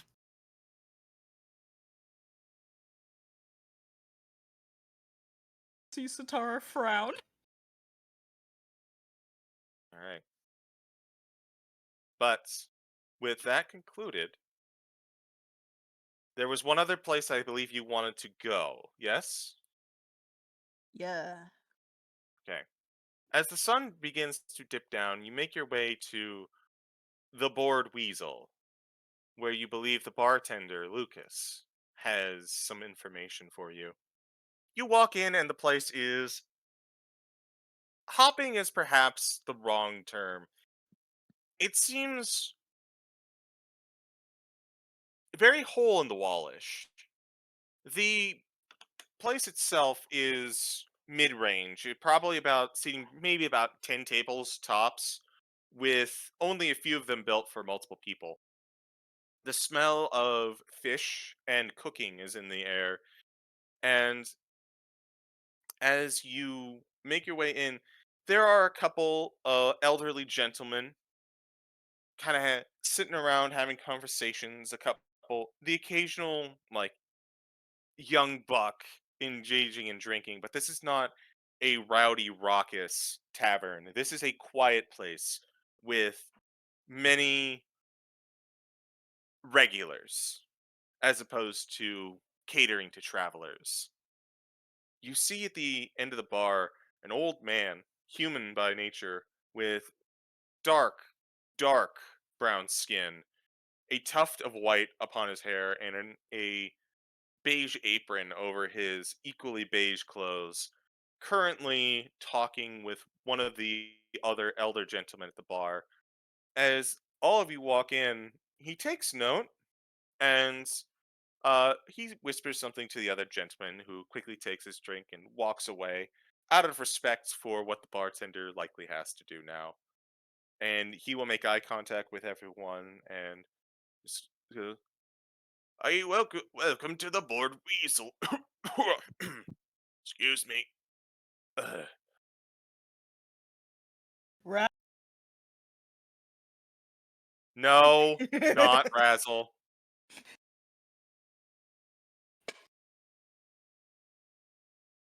Any and all similarities to individual goblin wizards is purely coincidental and a fault of the DM not being able to do voices properly. This is Dazzle. Got it. Stop. Okay.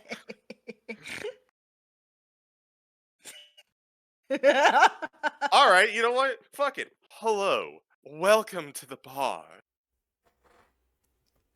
This is the voice of a 95-year-old man, by the way, because someone wanted to make a joke. You know what? He's been taking care of himself. Stinky. Yeah, you know what? Yeah, but this is a fantasy world. He could sound like that if he wanted to. I feel offended. I'm sorry, I just reached. Well, your character is like 800. You don't get to play that card. Anyways. So he waves everyone down. So, what can I get you? Hi there, friend. My colleagues and I are actually here for what we heard would be a wonderful place to wet our whistle, and also to inquire about the local area a little bit.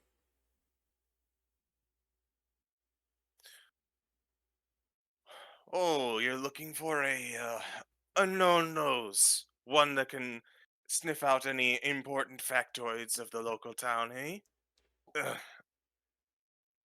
I'm not exactly the information trading bartending type, but I can serve a mean pint. Well, I'd be happy to have one of those. What about you, friends? Looking to compatriots.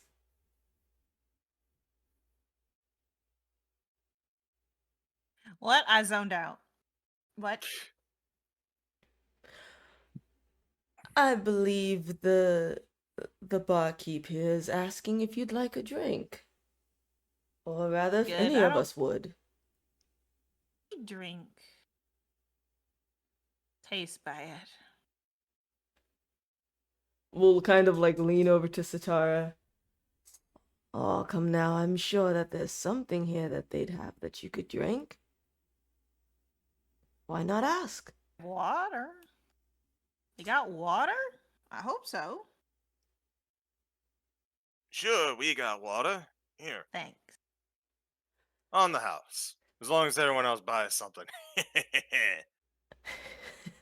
Of course. Give me a taste of what this town has to offer. uh, as he pours out alcohol that CG is not very familiar with, uh, it is a rather strong ale that seems to be the specialty. He also offers if you're looking for something a little sweeter, he has mead on tap as well. Cam will partake of the mead. Me too. All right, that's two Me too. meads. Mead is a little bit more expensive. It's going to go for 5 silver. We'll hand it over.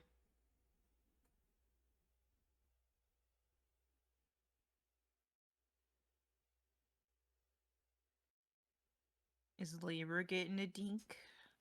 Um, she's gonna be looking for something non-alcoholic. Same. Giving coins. Okay, between the two of you, that is 5 silver apiece. Uh, this place does not really have non-alcoholic, so you will probably just wind up with water as well. Water, just water is fine. That's okay. It's okay. Maximus can use prestidigitation to make it look like alcohol. As you all partake in your drink. So, what brings you all here to town?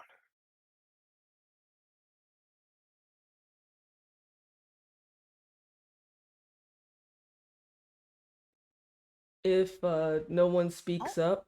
Oh, never mind, go ahead. Oh yeah, it's just we're just looking for information on the mine that's nearby because we're looking into the current incident. I say current, the previous incident. Because someone that survived it came up and said they needed some help looking into it. You see as the man is kind of like filling a glass, and as you mention the mine, he stops and he just kind of like looks at the glass for a second, just a little bit longer than he should have. He takes the cup and he puts it down, glass of water for Libra. Y'all folks are best leaving that place alone. Nothing but sorrow up there.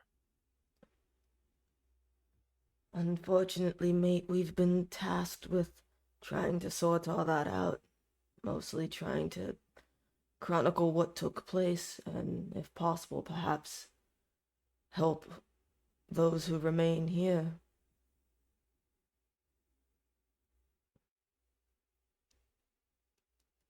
He sighs a little bit. Seems, you seem the determined type. Alright. Even you go up there. Who bought flowers recently? Cam bought 3 lilacs, so they would have flowers. Okay. Even you make your way up there. My wife is up there still. Have I made my way back to her grave? Too dangerous for all we found up there. Or what we didn't find, I should say.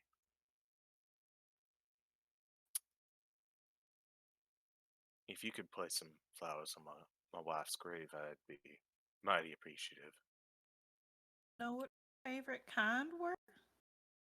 Sorry, I can't hear you. Okay. Did you know what her favorite kind were? She weren't picky. She loved the smell of the pollen more than the color of the leaves. Said it reminded her of her old days running around in the forest.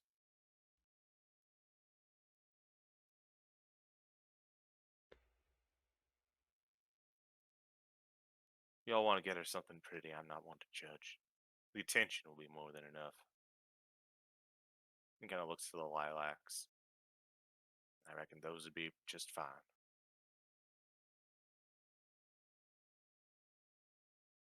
Consider it done. I actually just picked up a few myself. I hope she likes lilacs. He grunts knowingly. If and y'all need help, that place.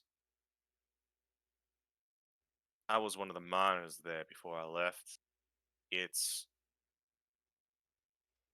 can't really explain what it was that happened afterwards, but a horrible cave-in. We were there for days. Thought we'd almost run out of food. Most good chunk of us never made it. Never did find what happened to a few of the others. But I was one of the lucky ones who got out. Yeah. If you are really intended to go up and figure out what's up with that shell up on the mountains, and he's going to reach under the counter and he's going to pull out a map for you guys of the town. Oh. Bless.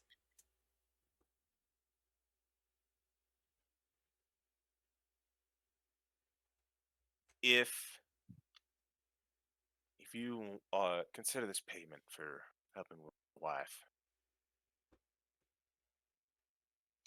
provided nothing's changed, you're gonna find most of the buildings probably in disrepair, but the big one at the center, that was the mayor's house. She probably had most idea what was going on, if anyone. Might be able to find something there. Most of the houses are residential, but it comes to a split at the tree. Up to the northwest, it's off further into the mountains. Usually we would see travel there. Graveyards nearby as well. The northeast will lead you to the mine.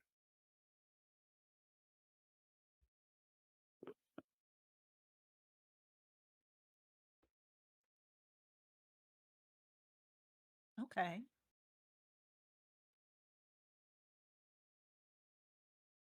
I, oops, sorry, go ahead. He'll hand the map to you guys. Thank you for this.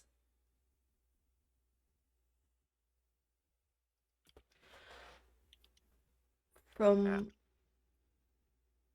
what you can recall, did it seem, and I apologize if this is difficult to discuss, did it seem like there might be perhaps undead roaming around? Or something a bit more nefarious? When there wasn't nothing there. That's the scary part. People just start up and disappear. Wasn't no sight of no ghoul or ghost that you could find. Hmm.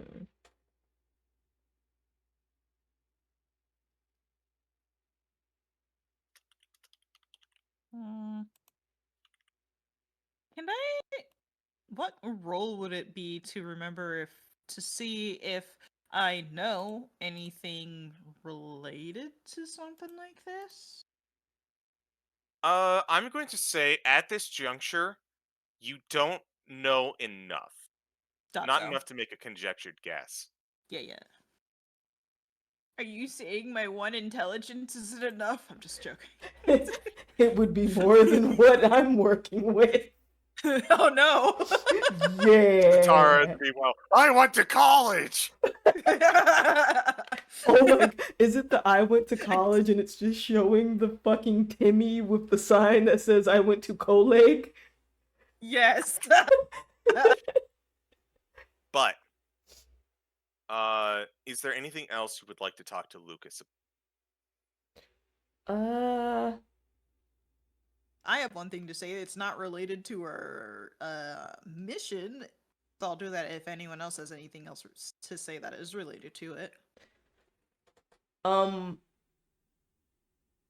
Possibly would inquire about like an inn in town just in case we need to rest, depending on if we decide to go into the mine immediately at night or if we're gonna go in the morning. But that'd probably be after the A magic reminder. shop. A reminder that you still have to climb some mountains to get to there. Yeah. And it's probably like a couple days travel. Yeah, it's true. It's true. Woo! Oh, we don't have Hans with us this time. No!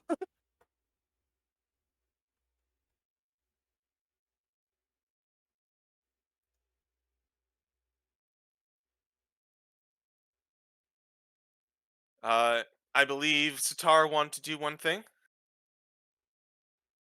Yeah. And you were also looking for places to stay.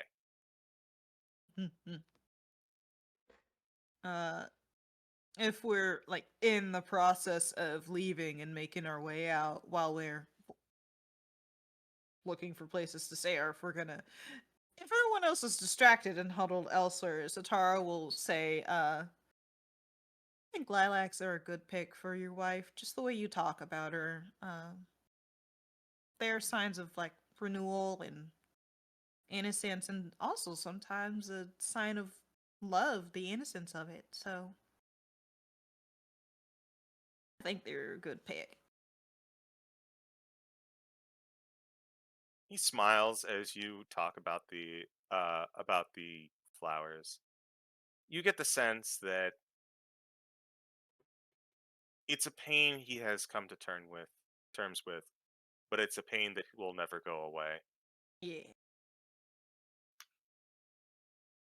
Thank you for caring.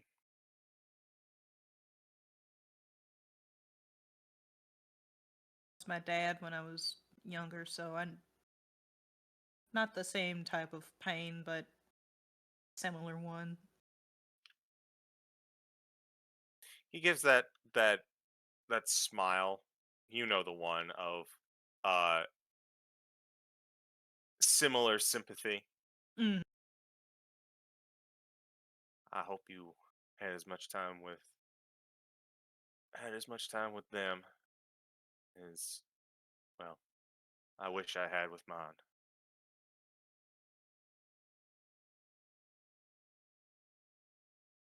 time you had was still worth it. It sounds like it was.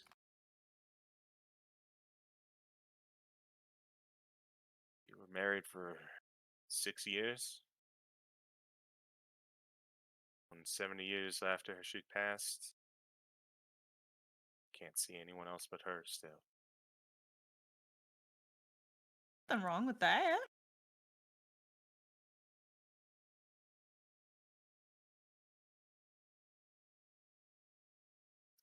So, Go ahead.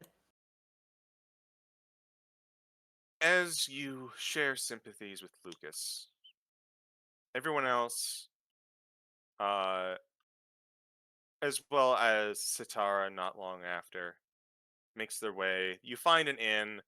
I'm just going to go ahead and say 1 gold for the group for rest. And as everyone rests, we are going to go ahead and take a break. Alrighty. Woohoo! Well, I will get Be some right music back. up for you, chats, and I'll see you guys in a little bit. Also, never got I got 1 answer, but what's everyone else's cutoff point? You know I don't have one.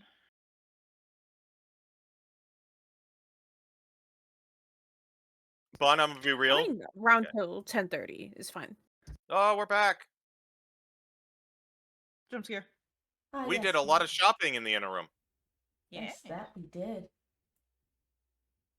Also, sorry, chat, I was a derp and muted myself, but everyone else was fine. Understandable. So, I did myself a little bit of rolling after everyone picked up their nonsense.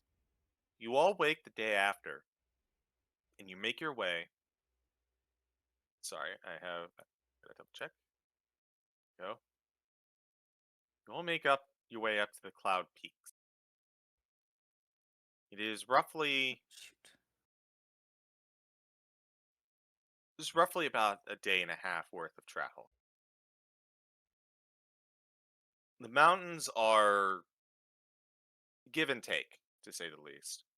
They are jagged, yes, and the air is getting thin as you would approach, as you would expect.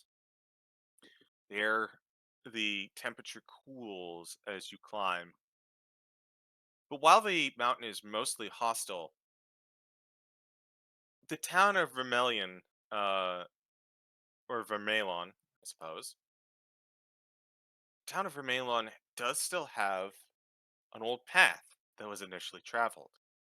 So you catch yourself at large periods traveling up the mountain road as opposed to the mountain cliffs. That said, disuse and time have caused many obstacles to appear along your path. The first, I'm going to need you all to make me survival checks. A large set of boulders have crashed along the mountain road, and it's not really a good idea to climb over them to continue based on how it was. So you all need to make your way through the mountains without getting lost. The cam rules Uh, continue. That's a 2. guidance. Allow me to quickly click on that Oop. spell though.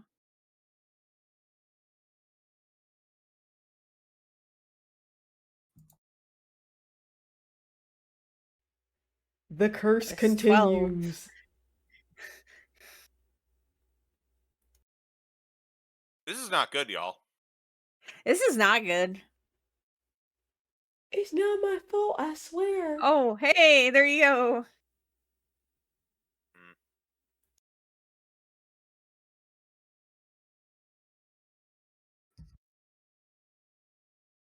I didn't realize I was muted. 21. For once, Sitara's survival comes through. I have a +5, roll 20, please. So the lot of you do wind up getting lost in the mountains. Sitara is eventually able to find you on the path, but as a result, you spend a lot more time up here than you want. However, because all of you purchased warm clothes and food, there is no constitution check. So, although you should have been punished, you were not, because you had forethought. The next problem, Thank you, however, God. does require a constitution check from all of you, as a windstorm picks up as you continue traveling up the mountains.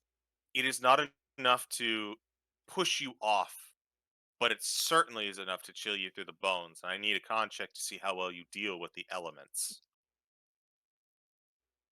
With advantage. Nat 20. Constitution. Do, do, do. Question: it's a save that you need or the straight roll? Constitution save. That's fine. Gotcha. 17. Oh, baby girl, 15. Whoo, Please. Lord. Come on, Libra. Libra, Libra, Libra, Libra. Libra, Libra. Con save. Oh, no. You got this. I'm nervous. We don't dump con in this household. 19, let's go. Team, let's go. She's got a pretty decent con. I'll give her at least that. The biting winds threaten to tear off your comfortable clothes, but they are reinforced and they keep you warm enough to keep moving and weather it.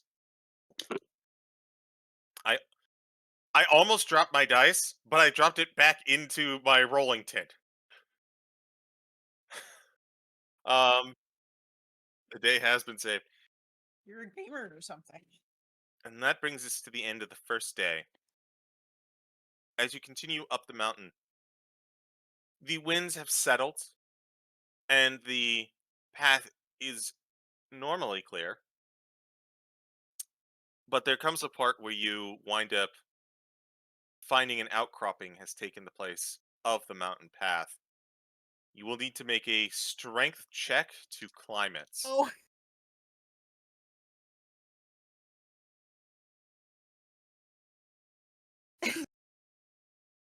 That is a save. I need a check.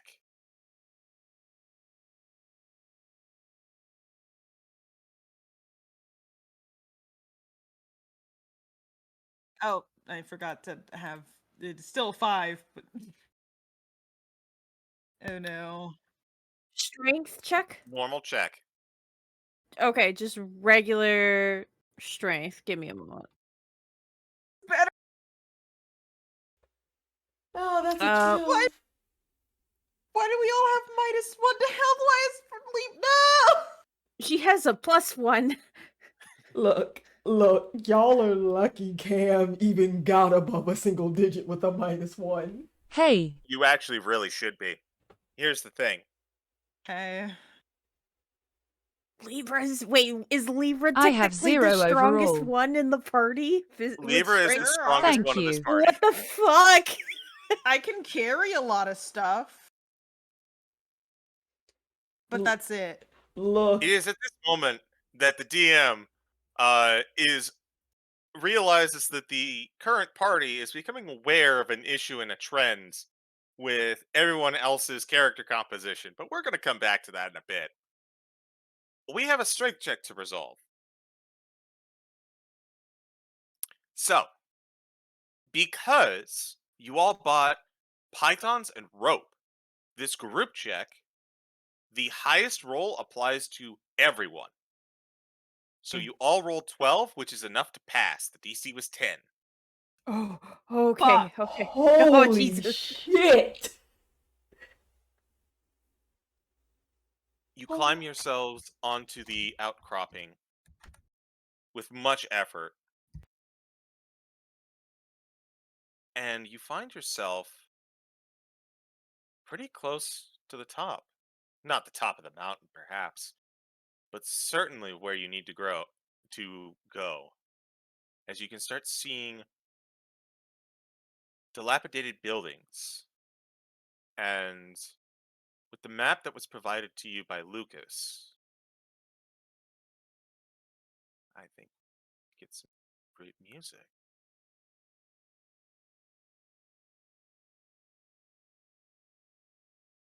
Music time. Whoa. You make your way into the town of Vermelon. Buildings are broken, rotted, but not due to the elements, surprising as they are, just general misuse. Those of you that visited the chalet, you'll notice that the chalet was broken into and subject to the elements for a much longer period of time than these many buildings. And while they do seem broken down, not in a way that seems to indicate destruction, more erosion. The air is thin, but habitable. You can see off in the distance the town nestled almost like an outcropping on the mountain, and off in the distance, the mountain itself beckoning you forward. Many buildings are almost gathering like an audience watching a play, as the one in the center, behind the large tree, as though expectantly waiting for something. Off to the northwest, a trail that continues up the mountain, and a graveyard nearby.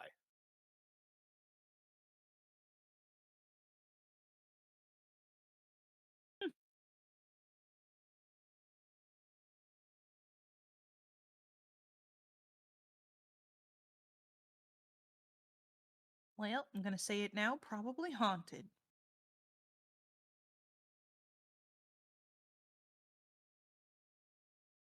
Given that I didn't pick up any wild roses at that florist shop, let's hope not. Looks at map. Where is the mayor's house again? Help me. It's too early. Nani the fuck? Can I perceive where that came Can we from? not? It's way too early. Yes.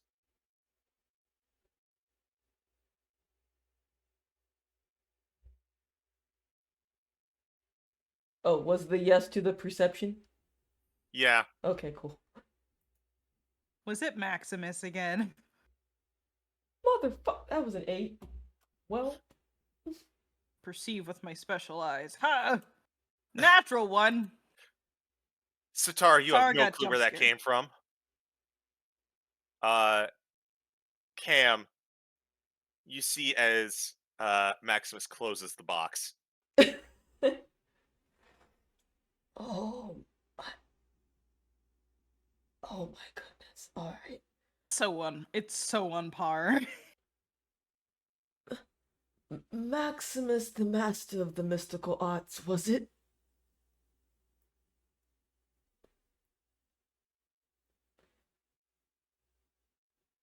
Cam just watched Sitara become poofy. Just hackles and poofy. poof. Yeah, the very short fur on her body now just standing on it.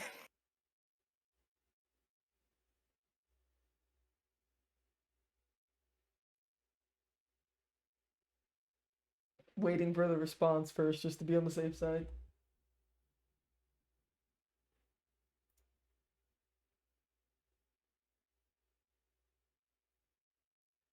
Indeed, on the latest stop of my constant tour. I must say this latest audience seems a little dead, if I may say so. I don't like you. Looks around. I mean, what would you expect? Are we not in a graveyard or near one? Smirks, can't really tell, just sees like eyebrow arch slightly. I would have laughed if you didn't scare me first. And then Sitara will just shake her fist at Maximus.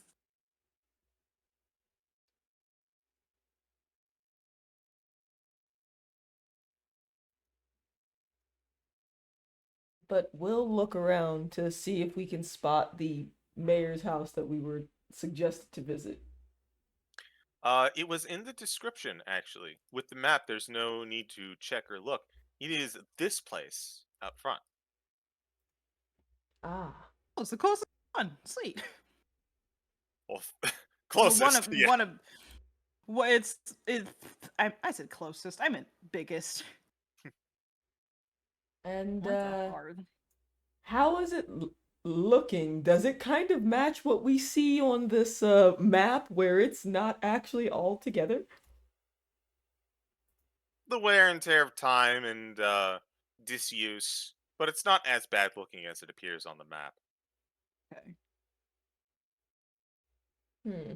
Hey guys, can we take a little bit of time here for a second? Because the last time we were in a place like this, I had to use some of my spells so that we could see some stuff. I need like 10 minutes, okay? That works for me. How about I keep an eye out? And will try to do their best to keep an eye out. All right, you want to perceive. Ooh-wee, they're Ritual. trying. Ritual casting, detect magic. A Please. 14!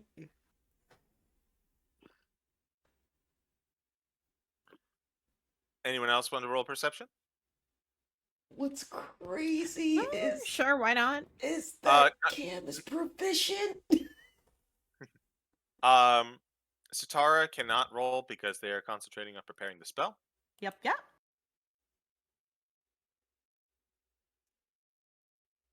14 and a 17.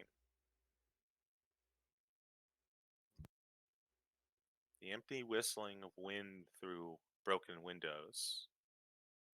18 to boot. The occasional Let's go. leaf falling from a branch, but no movement. Nothing.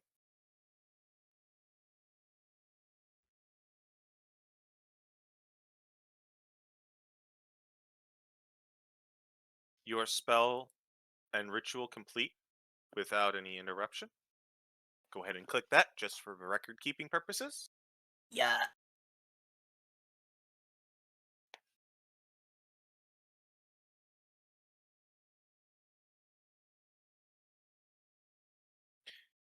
All right. As detect magic goes off, put aura up. You should be able to move your pieces, yes? Just double checking. Sorry, that was me dropping my phone. Oops. Yep. Okay. I need to find my pieces, but if I find them, then yes, I will move them. I found my Mr. pieces. Green. Did you spill them all over the ground like Legos? Perhaps. I used to have pieces, and then that bastard Reese's stole them. Oh. But his pal Puffs is pretty fantastic. He might state that you had a case of the Butterfingers. Oh. Anyways. Empty village. Yeah. So, within the village, you have a couple of objectives. Of course, you know that the town and its problem, you need to figure out what it is, but you also remember that Lucas asked you to put flowers on his wife's grave. You also remember that shoot, I'm blanking on his name. Starts with T. Tormund. Tormund mentioned that there would be many items and valuables, perhaps left, of platinum quality. Mm.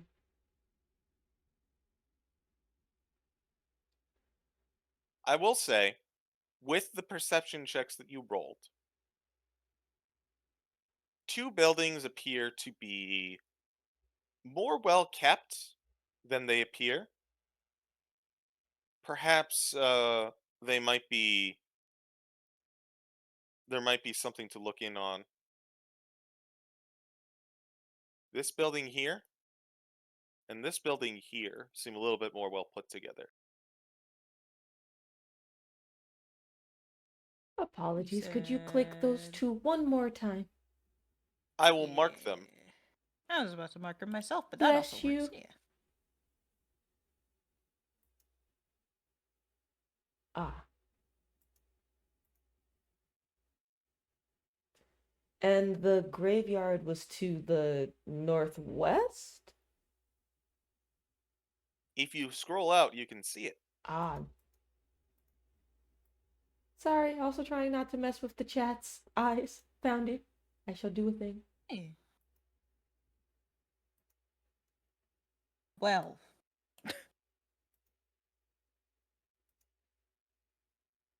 I also thought the 2 was lightning bolt for a second, but that's because I was zoomed out too far. Hmm. Hey, I might not be able to draw very well with a mouse. But neither can I, don't worry. Hmm. I don't understand how people can do it. Me either.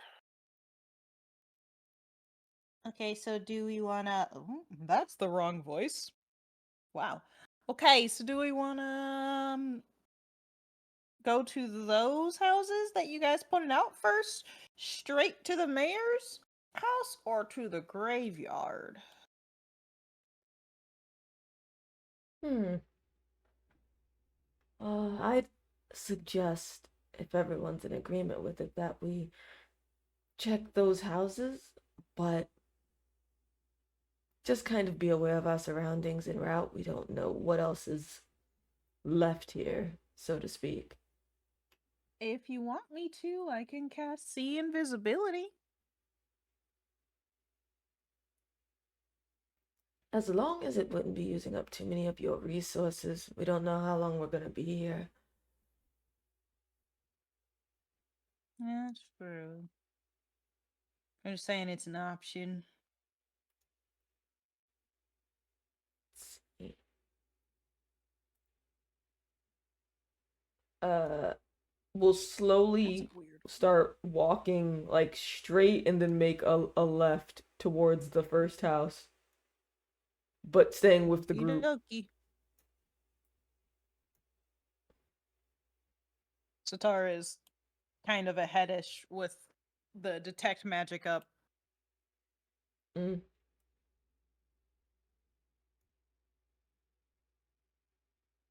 Libra,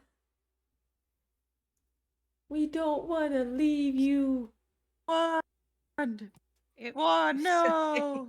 Browser is being misbehaving. Threaten its life. I told you it works. You could threaten it with puns, but then it might crash. Uh,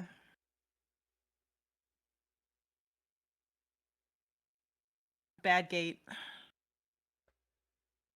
Do the houses surrounding us right now on the left and right, I guess here and there, uh, just like a cursory glance, do we see anything untowards in the, like, possibly looming out of those homes? With your earlier perception checks, not really. Okay. I can't remember what I used last time for my like my cleric vibe check for ghosts. What role did I use? I think I gave you religion. Okay. 9. 9. Doesn't feel like when you interacted with the daughter or the dog recently.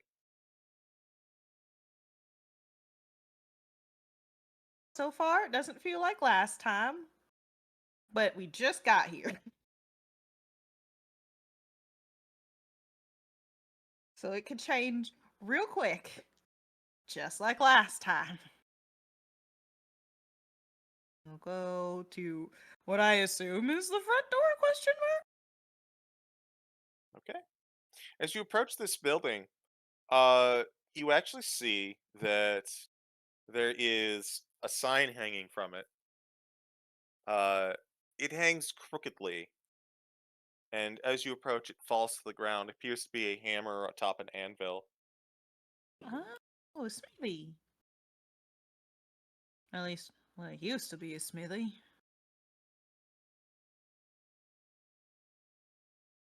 Is there no words on it anymore? It's too old. Or too worn down. CG. Yes.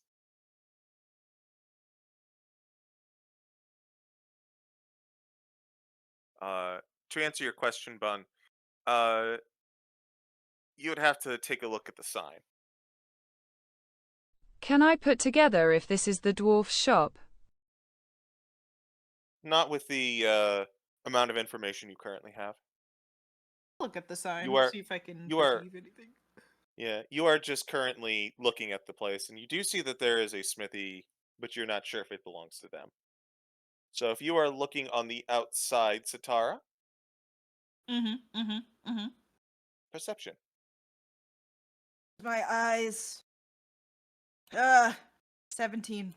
That is the number of the night, apparently. It's a good number to have. The shop itself has seen less damage than anything else.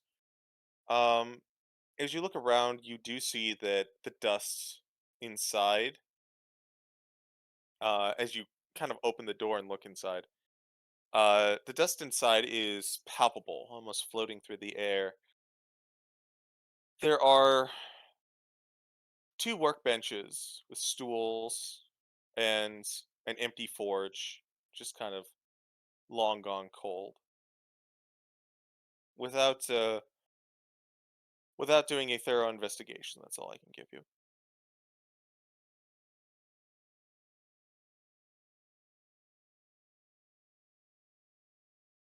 I mean, it just looks like an old smithy.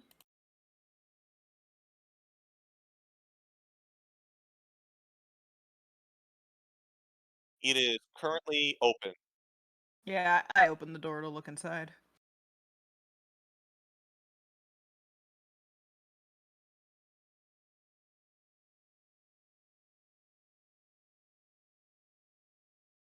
And I'm not getting any magic. Yeah.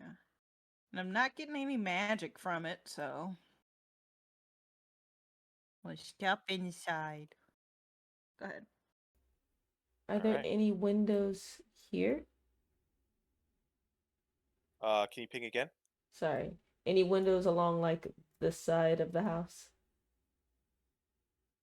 To like There peek in? were, if there were, they seem to be long gone, at least as far as the glass is concerned. Okay. So I guess she kind of, or Cam kind of has a clear like sight in. Yep. Well, if nothing looks too untoward, then well, from the outside, it doesn't look like there's anything too untoward's inside, so it's worth taking a peek. And we'll step in as well. Alright.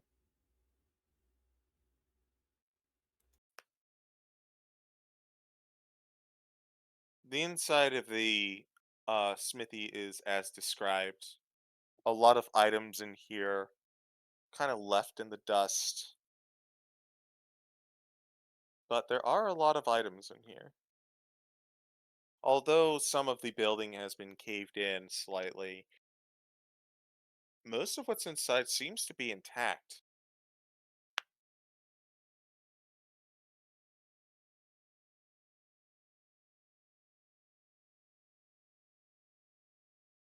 I guess it would be investigation check to actively like grab and look at stuff.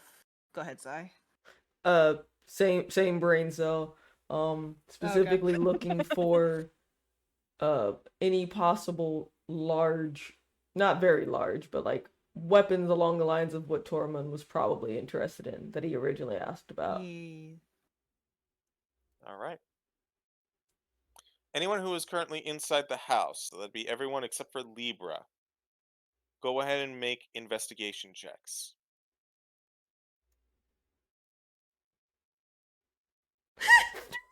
Who wants the guidance? Oh, well,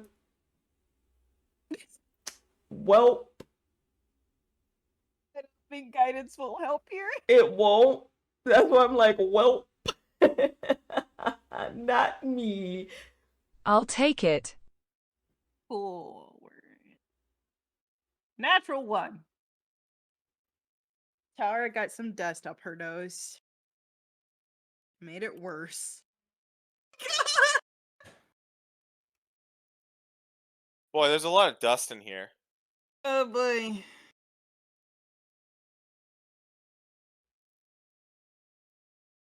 As you begin rummaging through, it's hard to determine what is worthwhile to keep and what is not. Like, because everything's so old and aged, it's tough to determine, like, oh, this looks great. Oh, wait, rusted.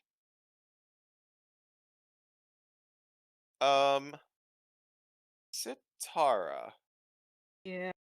I'd like you to roll me another investigation check with advantage. Just you. Okay. Boop. Natural 20 for 21. Hey, let's go. You are walking around, kind of going through everything and shifting around, and as Cam on the other side of the place looks and starts moving something around, you get a ping on your radar. You follow up and you notice that there is behind a worker's bench a thin platinum ring has fallen underneath.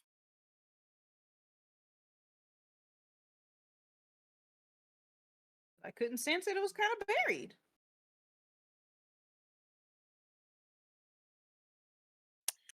No way to identify this, so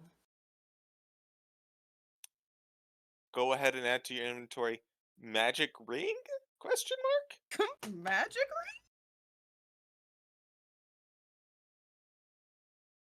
understood.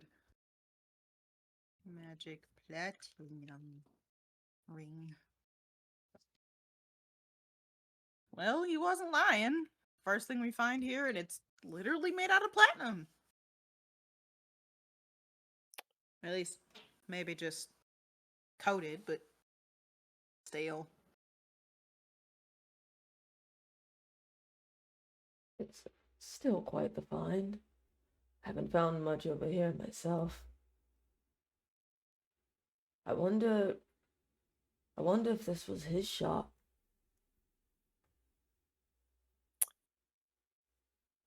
I would say at this juncture, with the investigation that you've done, you do find that the name of Tormund is littered around the place. Documents, engravings, as well as the name of Glennis. Did you say Glennis? Oh, you're already on it. Never mind. You said words. Blinis. I know that's spelled without the Y and the N. It's Bless's niece, Blennis. Blinis. It's Bane and Bane and Bless had a baby. Oh my God! There you go. It's Bless, but in Soviet Russia. Hey, Libra. Yes. Yeah. What are you up to right now? Well, I suppose she's just going to keep an eye out outside with Professor Bookbark. Okay. Roll me a perception check. She's thinking about how I'll have the professor. The owl's gonna waddle out from under her dress. I was probably taking a nap, and Well, it's nighttime. It's basically night, right? Or It's dusk. okay, It's getting there. that's He's okay. about to wake up. He's about to wake up. It's a little early, but that's okay. So, for advantage, basically, just to help. Yeah. Just give a little scout out, keep an eye out while the group is doing their thing inside. So 17. 17. It's not too bad. No sign of danger, really. The houses continue to stand ominously. You hear like a pebble drop. Nothing out of the ordinary. You see that the house across the street, this one, the long shadow of the dark day grows larger and larger, and a hand reaches out from the shadows and attempts to grab you. Nothing out of the ordinary. Completely normal.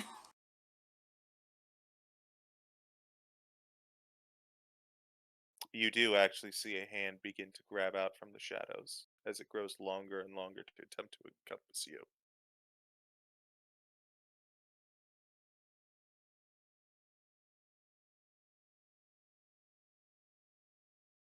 Hmm.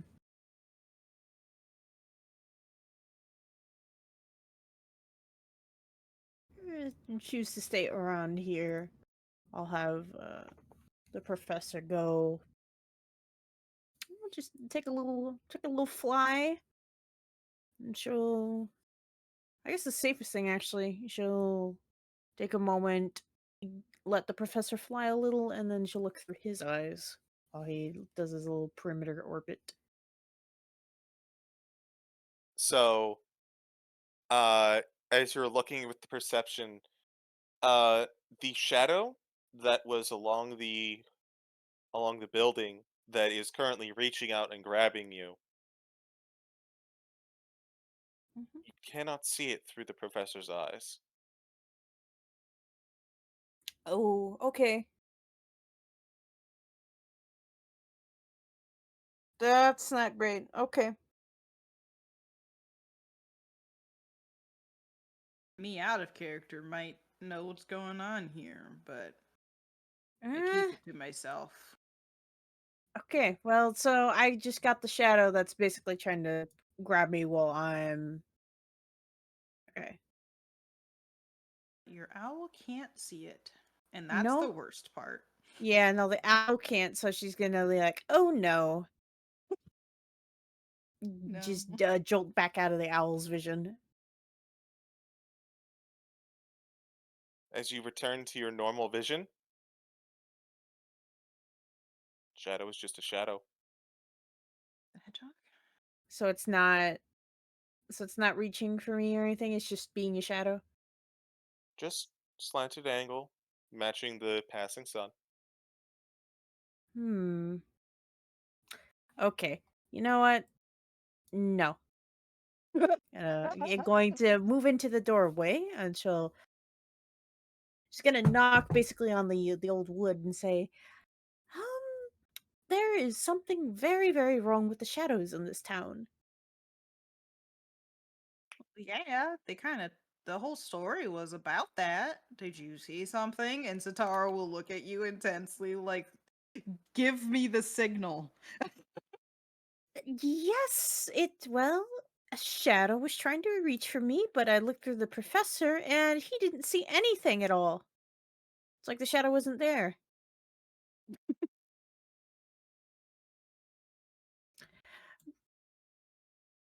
The invisibility. See, invisibility goes up. You Sleep? see Hmm. nothing. Hmm. Luckily, that's not concentration. Thinking about Uh, this, maybe she's thinking maybe it could be a magical effect on the Hey town. CG. uh, Let's let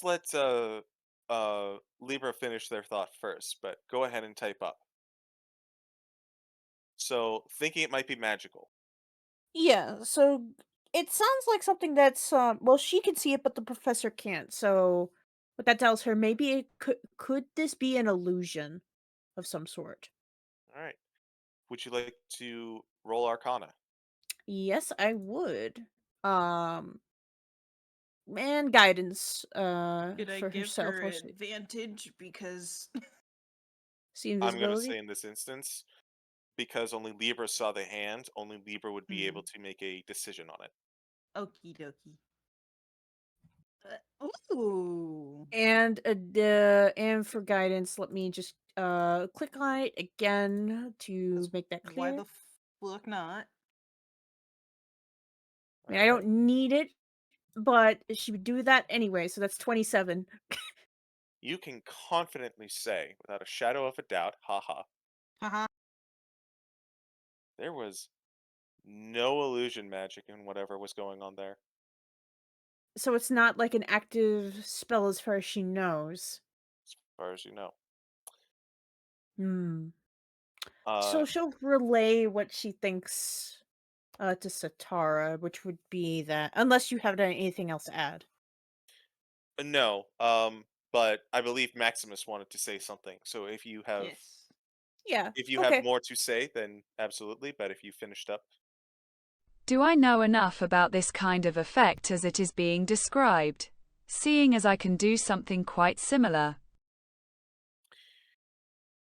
I'm gonna say, based on second hand, you can make a Arcana as well with disadvantage, and the DC is going to be high. Hmm. No.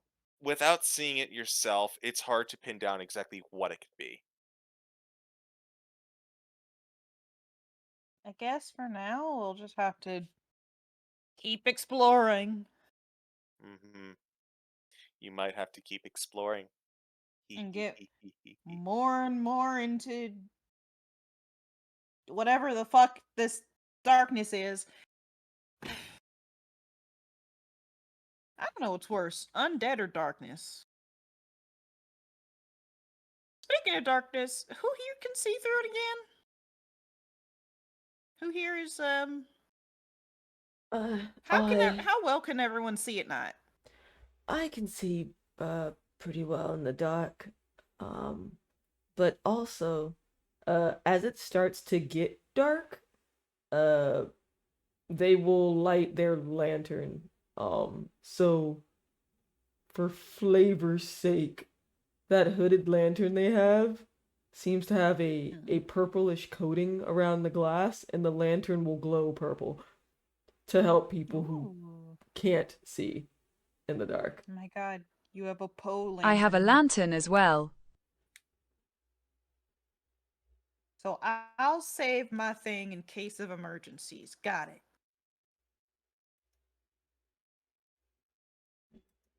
As the sun begins to set, and the lanterns come out, the shadows seeming more hostile than just placid, and with an encroaching mystery of what happened in the town of Vermelon. That is where we are going to end the session for tonight. Yeah. We're in the creepy Okay. darkness part of the book. Let's This go. very sus. Very unusual, eh? Seems normal, thanks, Joe. Joe with the ever insightful commentary. We have made our way into the equivalent of the literature adaptation of Darkness Falls, the movie. Nah. I just have knowledge that is completely outside of D&D that is just like from stories related to stuff like this, and I was like, I think I might have an idea of what's going on here. Oh, please. I would love to hear tinfoil hat theories. I know you would, Mr. Guessing Uma's character the first time she walks into chat. Hell yeah. I mean, I have ideas regarding horror stuff, but I'm pretty sure it's not that. Almost I positive it's not mean, that. it could be. I have like 3, I think, right now, but yeah, yeah. Just for you, Zai, Sitara has an ability that gives me 300 feet of dark vision. God damn. It's Yeah, pretty chunky. Twilight clerics are kind of cracked. They are. Lord. However, we will have to address this next time. Why don't we go ahead and do outros because there's an ad break coming in 5 minutes. Haha, not if I snooze it first. Yeah. Uh-huh. Just punch it in the face. I mean, that's kind of what I just did. You guys go ahead and get started because I have to make sure you guys get your shout-outs properly. So smart. All right, I shall just go ahead and start. Hi, I'm CG. I was the DM. I'm doing Candlekeep with a whole bunch of different people. I'm here on Zai's stream this time around, but I'll be on Wiley's stream tomorrow for the conclusion of Book of the Raven. Just kind of how that worked out. You can also find me on Tart's channel for Rascals and Ravnica every other Tuesday. War of the Shattered Sun every single Sunday, and also on Burnout Vaughn's channel for Saved by the Spell. A lot of things, and a lot of shoutouts that I just had to do back to back to back. Wand, go. Hello, I'm Wand. I was playing Libra. I'll be joining as Libra for our next part of Deep and Creeping Darkness. You will find me actually through the stream replay of the Book of the Raven, which was the last one shot I was a part of. I'll be joining in next week and throughout Candlekeep throughout the rest of the year. Other than that, I'm not really streaming. Nothing like that. I'm gonna pass it to Bun though. Bun, go. Good. Oh goodness. That was unexpected. I am the Bun, also known as the FlusteredBun on the internet. You can find me on my Ko-Fi, my VGen, where I do commissions. I do a lot of character designs. More specifically, TTRPG characters. Give me your children so I can design them. I also make dice, so if you want dice based off of those kids, I also do that. You can find me here again next week. Same time, same place, same whack-ass character as Sitara. You can also find me next Tuesday for Rascals as I play Uma, and we deal with that. And then this Friday... I'm gonna talk at you so much. Yeah, you are. And this Friday at 8 p.m. EST for Chucklefucks. Once again, it's a lot of combat, you guys. Man. But yeah, you can also find me on the Blue Sky or on Discord or occasionally on Tart's channel for sparse things like Case Cooking, where we torture Jake. 10. I can be found at twitch.tv/Sensuna84. But enough talk, have it you. That Levy, the Zai. Oh, fact OG's right on time. Hi. I'm Xaimi. Also comes up as Xaimi Site. You can find me here and Instagram at Xaimi Site, and basically pretty much everywhere else at Xaimi or Xaimi-ness. I made it very easy for people to find me by just I have a card. If you go to the card, it has the socials. It saves you time, it saves me time. I am here every Thursday until we're done. So today, obviously, and next Thursday, and who knows, maybe with time, possibly Thursday after that, we will be here for more of a deep and creeping darkness.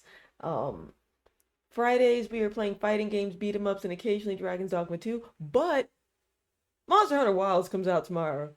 Much like Harada, don't ask me for shit, we are streaming Monster Hunter Wilds. There is no Saved by the Spell this Saturday, but I will see all of you next Saturday over on Burnout Vaughn's channel, as previously mentioned. And Tuesdays, we are playing Final Fantasy X HD Remastered, because yours truly is trying to beat all the Dark Aeons and defeat Penance. And in order to fight him, I have to bring out the others. And CG wants blood. So we are grinding until we beat them. And then who knows, maybe we'll play Final Fantasy IX. Oh yeah, Birthmas shit coming up in 2 weeks that I almost forgot about. Don't know what weird what weird throwback game I'm playing from my childhood, but I do it every year for my birthmas. We gonna do that. I'll How let you know. Dare you not tell me until now? I'm gonna be real. I kind of sort of dead ass forgot until just now. Oh my god. Life has been lifing, okay? Not me also forgetting my own birthday last year. It's not so much I forgot the birthday, I forgot the time in which I had until birthday arrives. But yes. You're like, oh shit. I mean that's kind of how it works. But yes, you can also again check out more of what you need to catch up on for Candlekeep Mysteries on not only this channel, but Wiley's channel tomorrow, like they said, Shadow Dancer Bob's, if you need to also catch up for the first one shot, and one farting tart as well. But yeah, that is it for me. Shit, that ad's gonna try to start in 4 minutes. No, the fuck it's not, because we're gonna find somebody to raid. Can I direct the raid? I'm happy to take suggestions. Who would you like to send it to? Hey, you don't have to do this before the stream. I almost Bosco is doing Metal Gear Solid. Yes, that's one of the two I was looking at. I was looking at Bosco, and I was looking at a friend of mine playing Chrono Trigger. Let's send it over to Bosco. Why not? Not your Devil Trigger. Your Chrono Trigger. Bang, bang, bang. There we go. Pull my Chrono Trigger? That sounded dirty. All right, we're heading over to one Edward Bosco playing some MGS. And so the raid message will just be snake, all caps, question mark, exclamation point. There you go. Yes. All right, guys, we will see you next Thursday. Bye-bye. Bye. Take care. Be well. Don't sink into the creeping darkness. Ah!